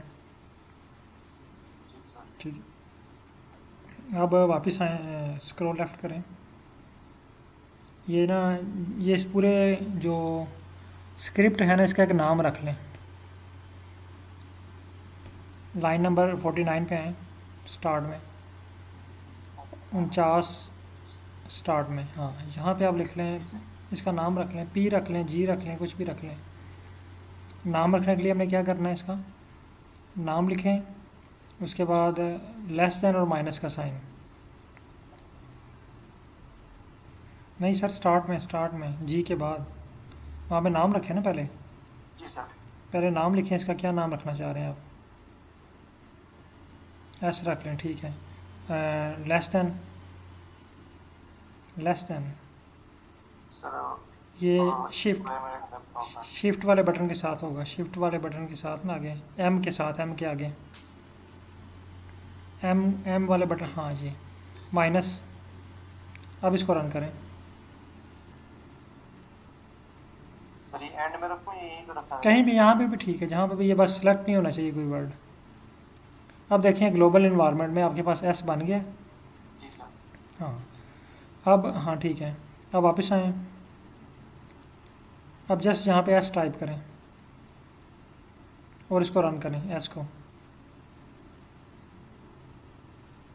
ये देखिए आपके पास प्लॉट बन गया। अब यहाँ पे आप इसकी जो है ना विड्थ चेंज कर सकते हैं। विड्थ 4 है, आप 6 कर लें, 6 को बेहतर लगेगी, 4 बिल्कुल छोटी सी है। ये शो लीजेंड जी सर, ये लाइन लिखनी होगी वो जो सेव करनी? नहीं, वो मैं अब लाइन आपको मैं सेंड करता हूँ, मैं ग्रुप में शेयर करता हूँ, व्हाट्सएप से जस्ट कॉपी करके यहाँ पे पेस्ट कर लें। ठीक है, थैंक यू। या बल्कि अब क्लियर आपका इशू? जी सर। हाँ, मैं आपको लाइन सेंड कर देता हूँ, आपने जी की जगह पे ऐसे लिखना है, ये याद रखिएगा, जी सर बिल्कुल। क्योंकि आपके पास अब फाइल है एस के नाम से सेव है। ठीक सर, अब मैं स्क्रिप्ट सेंड करता हूँ। Thank you sir. हाँ। अच्छा, एक और पार्टिसिपेंट थे जिनके पास इशू आ रहा था, अगर तो वो सेम प्रैक्टिस करके आपका इशू रिजॉल्व हो गया है तो हम नेक्स्ट स्टेप की तरफ चलते हैं, और अगर आपका इशू है भी तो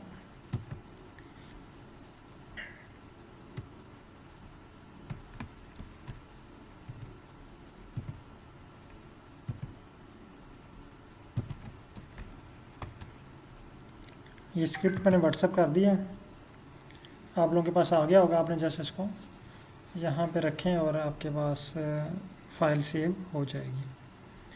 अच्छा सर, एक और पार्टिसिपेंट थे, काइंडली बताइएगा जल्दी से, मैसेज कीजिएगा, या जिनके पास इशू आ रहा था स्क्रीन शेयर कीजिएगा काइंडली। मुझे मैसेज देखना पड़ेगा कौन थे।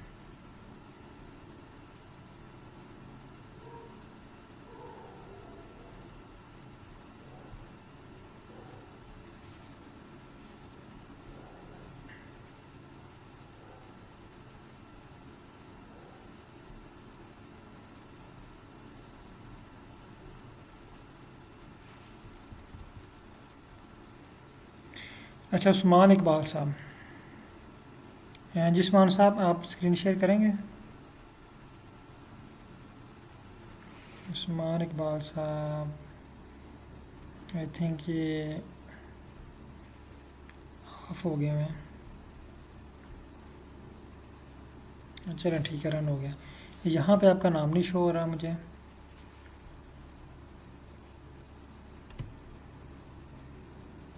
हाँ, शो हो गया सर। ओके सर, बहुत शुक्रिया। अच्छा सर, हमने अभी आना है थोड़ा सा एडवांस टूल की तरफ, मैं स्क्रीन शेयर कर रहा हूँ। यहाँ तक कि होप तमाम पार्टिसिपेंट को क्लियर होगा।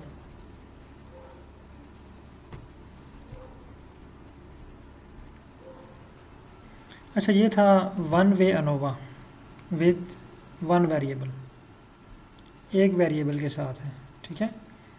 अब यहाँ पे हम दो मेथड यूज़ कर सकते हैं, या तो आप हर वेरिएबल का अलग अलग रन कर लें, जिस तरह ये एक वेरिएबल के लिए ना, इसको हर वेरिएबल के लिए अलग अलग रन कर लें। अब देखें, इसको थोड़ा सा ना एडवांस की तरफ लेके चलते हैं। अगर हम ये सारा कोड देखें, लिखें, टाइप करें, इसमें एडिटिंग करें तो हमें 1 घंटा लग जाएगा। 1 घंटे में अगर हम एक कोड रन करें तो हम बायोलॉजिस्ट तो डाटा एनालिसिस करते ही रहेंगे ना। बाकी हमने फिर बायोलॉजी क्या करनी है, बायोलॉजी के भी काम होते हैं ना काफ़ी सारे। अगर आप इकोनॉमिक्स के हैं या किसी और फील्ड के हैं तो आपकी अपनी फील्ड के भी काम होते हैं। अगर हमने डाटा एनालिसिस पे ही इतना टाइम लगा देना है तो फिर हमने बाकी चीज़ें कब करनी है। तो उसका मैं एक ट्रिक बताता हूँ आपको, छोटा सा। ये स्क्रिप्ट हमारे पास एक आ गया। स्टार्ट में देखें मेहनत करनी पड़ती है थोड़ी सी एक कोड जनरेट करने में। आपको मैंने चैट जीटीपी का स्टार्ट करवा लिया। काइंडली मेरे जहन में नहीं आ रहा, एक्चुअली मेरे पास में 3-4 ग्रुप हैं तो मुझे नहीं याद आ रहा कि शायद मैंने आपको करवाया है स्टार्ट के भी नहीं करवाया। काइंडली मुझे कोई कन्फर्म कर देगा कि चैट जीटीपी में मैंने आपको कोई काम करवाया है। ठीक हो गया। कौन सा हमने बेसिक ग्राफ पे किए थे या इंट्रोडक्शन में? ठीक है, बहुत शुक्रिया सर। अच्छा, हमने यहाँ पे एक वर्ड यूज़ किया था, टेबल। एक वर्ड यूज़ किया हमने, टेबल। ये देखिए डीपीलेयर का फंक्शन है। इसके मुतबादल हमने एक और वर्ड सीखा, str। तो जब भी हमने चैट जीटीपी की हेल्प लेनी है तो हमने यहाँ पे वर्ड यूज़ करना है str। str को सिलेक्ट करेंगे, यहाँ पे अपने फाइकस का नाम देना है और इसको रन करते हैं। हमारे पास हमारे डाटा सेट का str हो गया, यानी पोस्टमार्टम हो गया हमारे डाटा सेट का, कि हमारे डाटा सेट के अंदर क्या क्या चीज़ें पड़ी हुई हैं।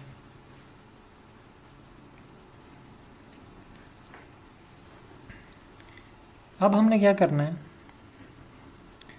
अब इस डाटा सेट को चैट जीटीपी पे लेके जाना है।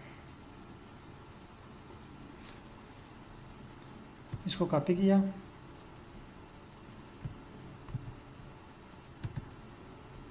और आगे चैट जीटीपी पे।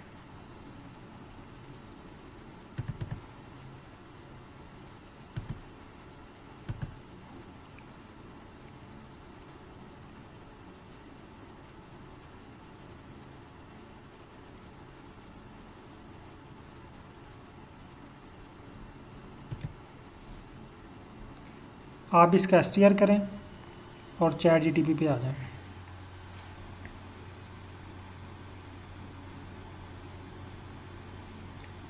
हरदीप साहब, आप स्क्रीन शेयर कर सकते हैं अपने?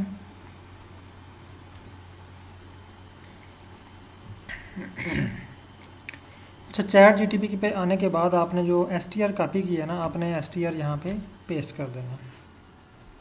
अब देखिए हमारे पास एक एनालिसिस तो हमारे पास हो गया ना पैटर्न विड्थ का, एक का हमारे पास स्क्रिप्ट बना हुआ है।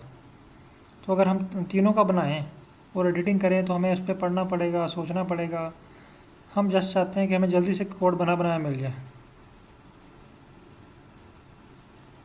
हमें कोड लिखना ना पड़े, हमारी मर्ज़ी का कोड हमें बना बनाया मिल जाए ना। गूगल से आप सर्च करेंगे ना, गूगल से आपको कोड तो मिल जाएगा लेकिन बना बनाया नहीं मिलना। आपकी मर्ज़ी के मुताबिक कोड आपको नहीं मिलेगा। फिर हमने क्या करना है, हमने चैट जीटीपी को यूज़ करना है। और चैट जीटीपी आपके पास 2 तरह के अवेलेबल हैं, एक 3.5 है और 4 है। तो मेरे पास 4 चल रहा है और आपके पास, अगर आपने प्रोफेशनल इसको परचेज़ नहीं किया हुआ तो आपके पास 3.5 चल रहा होगा। तो इसमें कुछ थोड़ा सा फ़र्क है, वो इतने जो है ना वो ज़्यादा फ़र्क नहीं है। तो लर्निंग स्टेज में है तो हमें जो है वो जस्ट फ्री वाला ही यूज़ करना है। तो आप उसको फ्री वाले में ही तमाम काम जो है वो परफॉर्म कर सकते हैं। सेम आपको वही आउटपुट देगा जो आपको जो है वो पेड देता है, लेकिन इसमें थोड़ी सी जो है ना वो जस्ट लिमिटेशन है कि ये आपके पास 2021 तक इंफॉर्मेशन है वो आपको प्रोवाइड करता है, लेटेस्ट इंफॉर्मेशन प्रोवाइड नहीं करता। बहरहाल आपको ये जो है ना 3.5 आपके तमाम डाटा एनालिसिस से रिलेटेड काम आपको परफॉर्म करके दे सकते हैं।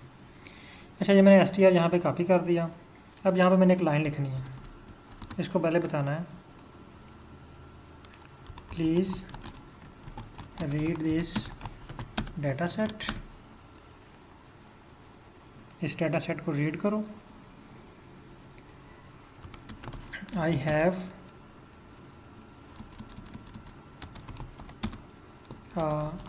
सैम्पल स्क्रिप्ट, मैंने इसको बता दिया कि इसको रीड करो, यानी वो क्या करेगा कि इसको रीड करेगा। फिर उसके बाद मैंने उसको एक और लाइन बताई कि मेरे पास एक सैम्पल डाटा सेट है, ठीक है, सैम्पल स्क्रिप्ट है। मैं अब अगेन चैट आर पे आऊँगा, यहाँ पे जो मेरे पास स्क्रिप्ट पड़ा हुआ है ना ये वाला, इस स्क्रिप्ट को मैं कॉपी कर लेता हूँ, वन वे नोवे वाला सारा स्क्रिप्ट को कॉपी किया और अगेन हम आ गए चैट जीटीपी पे। अब यहाँ पे मैंने ये स्क्रिप्ट पेस्ट कर दिया। दो बातें इसको मैंने बता दी कि मेरे पास ये डाटा सेट है और ये स्क्रिप्ट है। अब मैं इसको टास्क देने लगा हूँ क्या करना है। पहले इसको मैं थोड़ी सी बात समझाऊँगा। देखें, जब आपने इससे कोई काम लेना है ना, आपने इसको बात समझानी है, फिर ये आपको आपका जो डिज़ायर टास्क है वो कंप्लीट करके देगा, आपकी नीड के मुताबिक जो है वो स्क्रिप्ट लिख के देगा। आपने पहले इसको अपनी बात समझानी है। हम इसको समझाने की कोशिश करते हैं। इसको कहते हैं जी, I have a data set given above and script, ठीक है। फिर बताएं जी, in this script I apply one way ANOVA for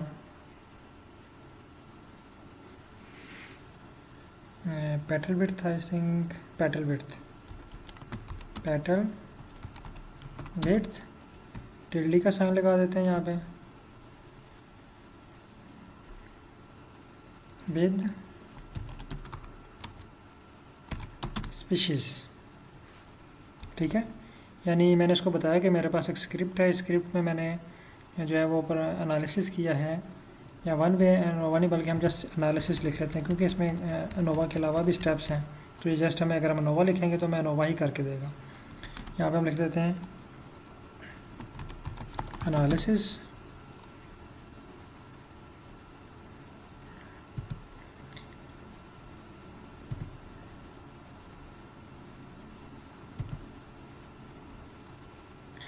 अच्छा,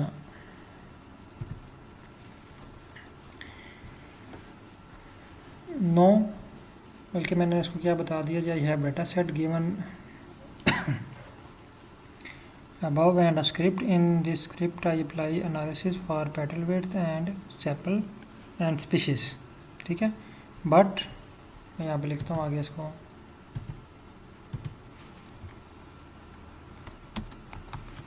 but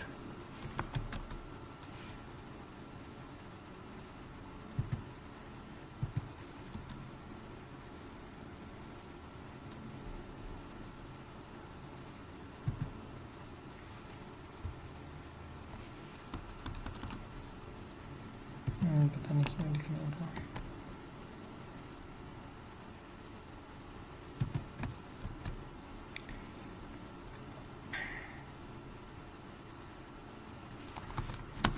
but this is only for one numeric variable. I have 3 other numeric variable. Please create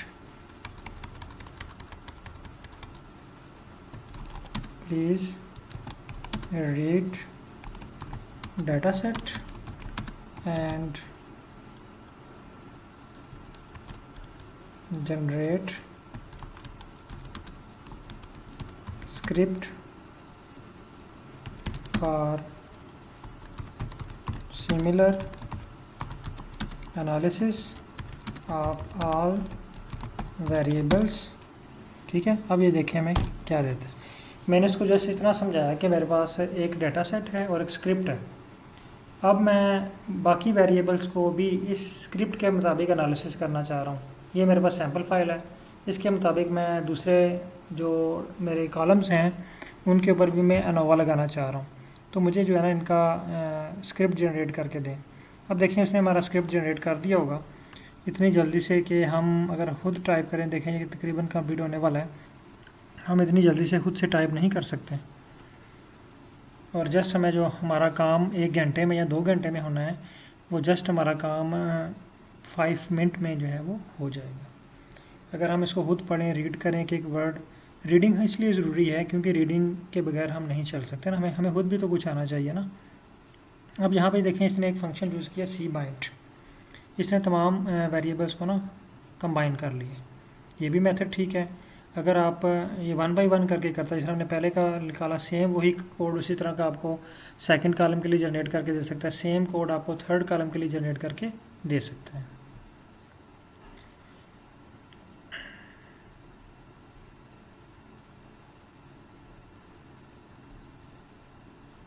हाँ, ये code मेरे पास आता है तो मैं आपके साथ शेयर करता हूँ।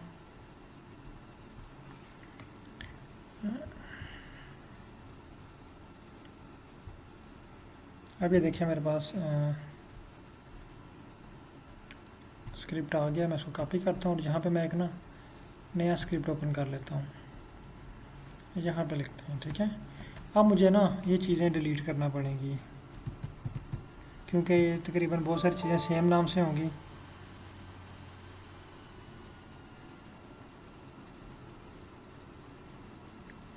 सॉरी, एक्चुअली मुझे इसने एरर दे दिया, ये आपके पास शो हो रहा होगा। मुझे ये अगेन स्टार्ट करना पड़ेगा, जस्ट वेट।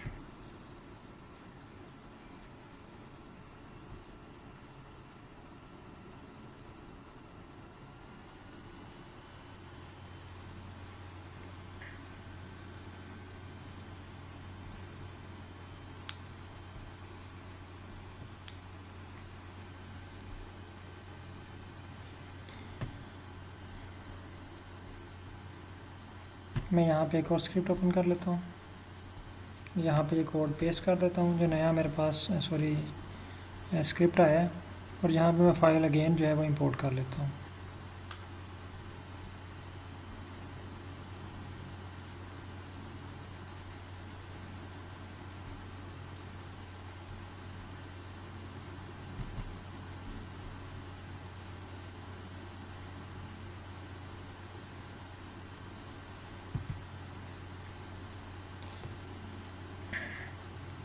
अच्छा, फ़ाइल को इंपोर्ट करने के बाद मैं ये कोड रन करता हूँ। अब देखिए मैं भी इसमें कोई गलतियाँ भी आएँ, कोई एरर भी आ सकता है, क्योंकि जब हमें इसने जनरेट करके दिया है तो हमें रीड भी करना पड़ेगा साथ साथ कि कहीं कोई गलती तो नहीं है। होप की गलती नहीं होती, अगर गलती हो तो और आपको पहले ही बता देते हैं। लाइब्रेरी हो चुका है, सेम उसने वही कोड दिया है। देखें अब यहाँ पे देखें इसने नाम चेंज कर दिया, यहाँ पे एक और नई चीज़ ऐड कर दी, न्यूमेरिक वेरिएबल। ये नया इसने स्क्रिप्ट ऐड किया, यानी इसने तमाम वेरिएबल्स को इकट्ठा ही रन करना चाह रहा है। हमने पहले सिंगल वेरिएबल रन किया था ना, ये कोड क्या करेगा, तमाम वेरिएबल्स को इकट्ठा ही रन करके देगा हमें।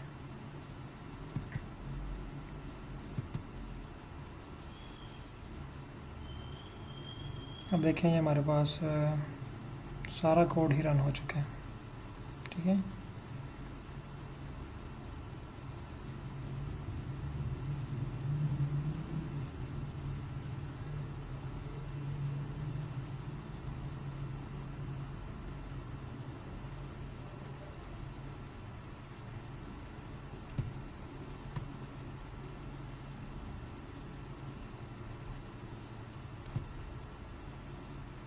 और इसने एकदम से छलांग लगा ली। मैं इसको अगेन रन करता हूँ।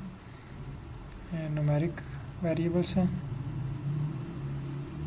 रन हो गया। ठीक है, अगेन उसने तमाम कोड जो है वो इकट्ठे ही रन कर दिए।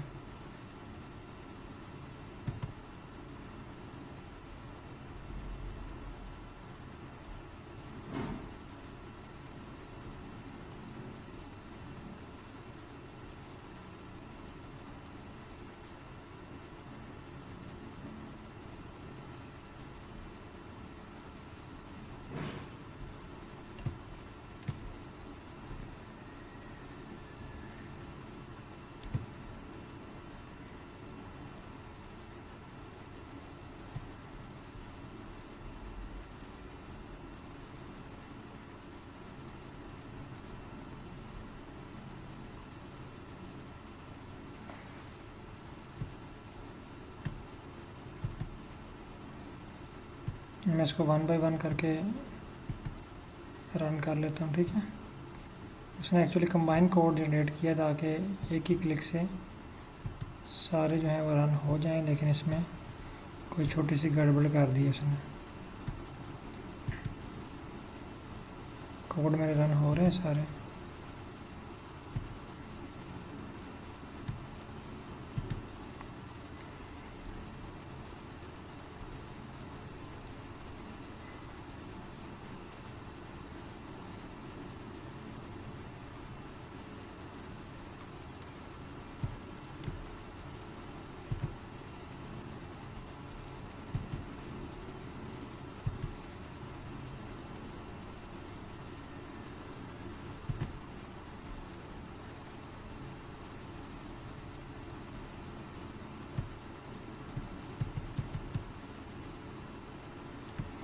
हाँ, ये देखिए अब इसने मुझे ना 4 फाइल्स जनरेट करके दे दी हैं। ANOVA petal width, ANOVA petal length, ANOVA sepal length और अनोवा सेपल लेंथ। इसने अभी हमें जो है ना वो प्लॉट शो नहीं करवाई, क्योंकि हमने इसको जो है सेव का फंक्शन दे दिया और यहाँ पे हमने इसको इसका नाम रख दिया ताकि ये एक जो है वो आर्गूमेंट बन जाए। तो इसने तमाम कोड को इकट्ठा रन करके जस्ट हमें आउटपुट दे दिए। तो अगर हम हर की आउटपुट अलग से चेक करना चाहते हैं तो हमें जस्ट यहाँ पे क्लिक, फॉर एग्जांपल अगर हम अनोवा के रिजल्ट चेक करना चाह रहे हैं तो हमें यहाँ पे आके अनोवा को सेलेक्ट करके इसको रन करना पड़ेगा, ठीक है। तो अनोवा के रिजल्ट्स आएंगे हमें, नहीं शो है। इट्स मीन कि इसने सारा जो है ना वो कंबाइन एनालिसिस करके हमें दिया। ये प्लॉट नीचे बने हैं हमारे पास 4, इस पर क्लिक करके देख लेते हैं। ये देखें, ये हमारे पास बना है पेटल विड्थ का। ये वाला जो बन गया हमारे पास पेटल लेंथ का, ठीक है। यानी हर वेरिएबल का एक अलग प्लॉट बन गया। अब आप चाह रहे हैं कि आप इन तमाम प्लॉट्स को एक ही फ्रेम में लेके आना चाहते हैं, तो आप एक फ्रेम में लेके आ सकते हैं इनको, ठीक है। इसको बोलें जी अगेन चैट जीटीपी पे आए। हम इसको बोलते हैं कि thanks, no I need all these 4 plots in single frame।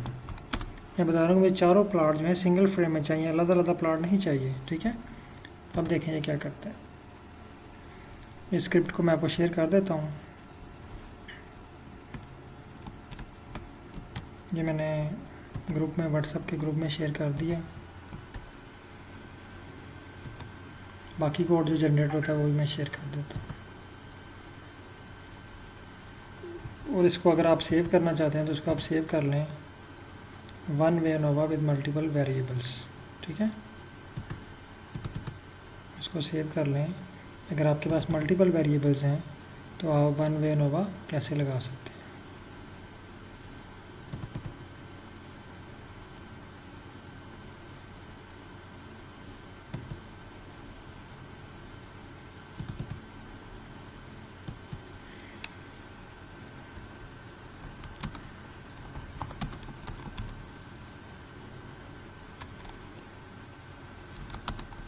With multiple variables, यानी आपके पास एक फैक्टर है और मल्टीपल वेरिएबल हैं, तो आप इसमें अनोवा लगाने के लिए ये वाला स्क्रिप्ट यूज़ कर सकते हैं।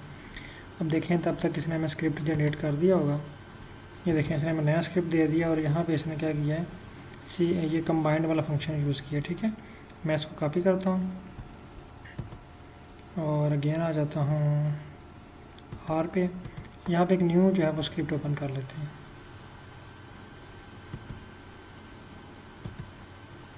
न्यू स्क्रिप्ट, इसको रन करते हैं। तमाम स्क्रिप्ट जो है वो अगेन रन करते हैं, कोड 1 बाय 1 करके।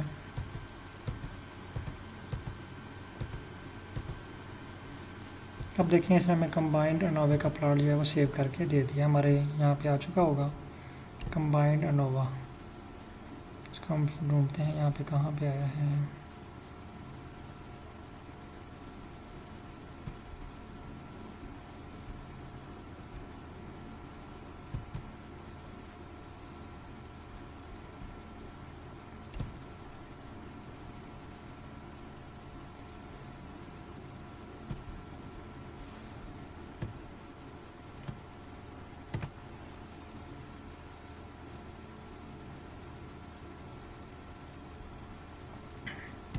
आई थिंक मुझे अगेन जो है ये चीज़ें पहले डिलीट करनी पड़ेंगी, क्योंकि ये बहुत सारी फ़ाइलें सेम नाम से आ रही हैं, तो वो उसको जज नहीं कर पा रहा कि इसको कैसे सेव करे या कैसे इस फाइल को। उसने कोड तो रन कर दिए हैं, लेकिन उसने हमें आउटपुट नहीं दी। हमारी फ़ाइल का नाम क्या है? फ़ाइल का नाम ये देखें, ये हमारे पास इस तरह का कंबाइंड एनोवा प्लॉट सेव होना चाहिए था, जो कि सेव नहीं हुआ। मैं अगेन सारे कोड रन करके देखता हूँ एक दफ़ा।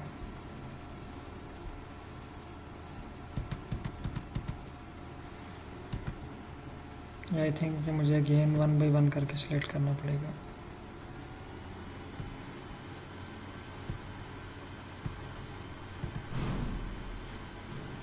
ये भी रन हो गया, ये भी रन हो चुके हैं, ये भी रन हो गया एनोवा, ये भी रन हो गया। यानी ये 1 1 हमें करके रन करना पड़ेगा।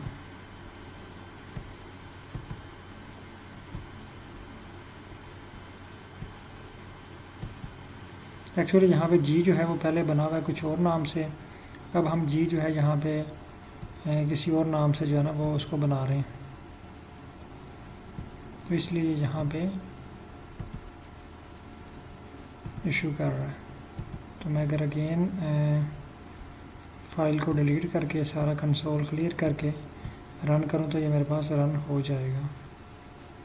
नहीं हुआ, हम इसको डिलीट कर लेते हैं, उसको करते हैं क्लियर, और अगेन फाइकस की फ़ाइल इंपोर्ट करते हैं, क्योंकि यहाँ पे अब जी ऑलरेडी किसी और नाम से सेव है इसके पास, ठीक है। तो इसके लिए अब इसको कन्फ्यूजन होगी कि जी जो है वो सिंगल प्लॉट है या जो हमने नया प्लॉट बनाया वो है। फाइकस की फ़ाइल अगेन इंपोर्ट कर लेते हैं।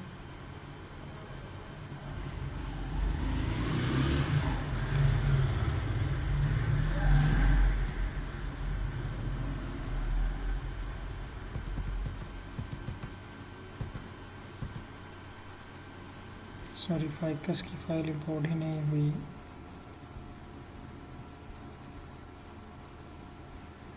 देखें फ़ाइल इंपोर्ट नहीं हुई, फिर भी कोड जो है वो रन हो रहे हैं। इट्स मीन के इसके पास डाटा हमारा जो है वो सेव है।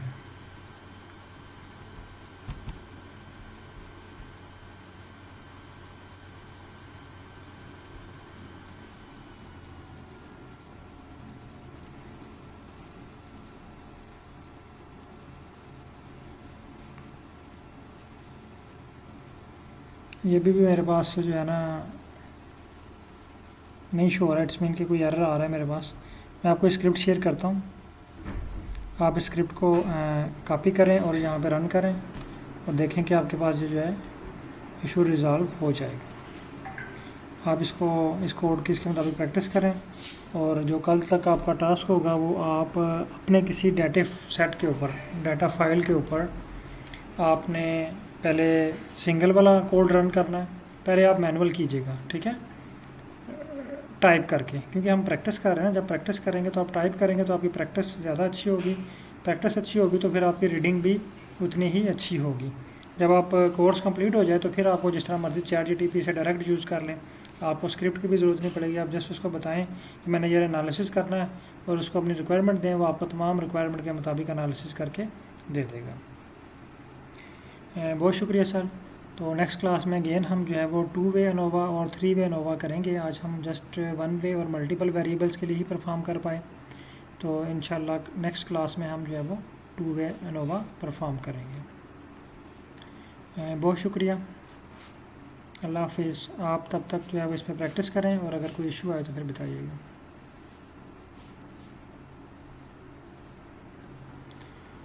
सर स्क्रिप्ट मैंने शेयर कर दिया व्हाट्सएप पे, वहाँ से आप कॉपी कर सकते हैं।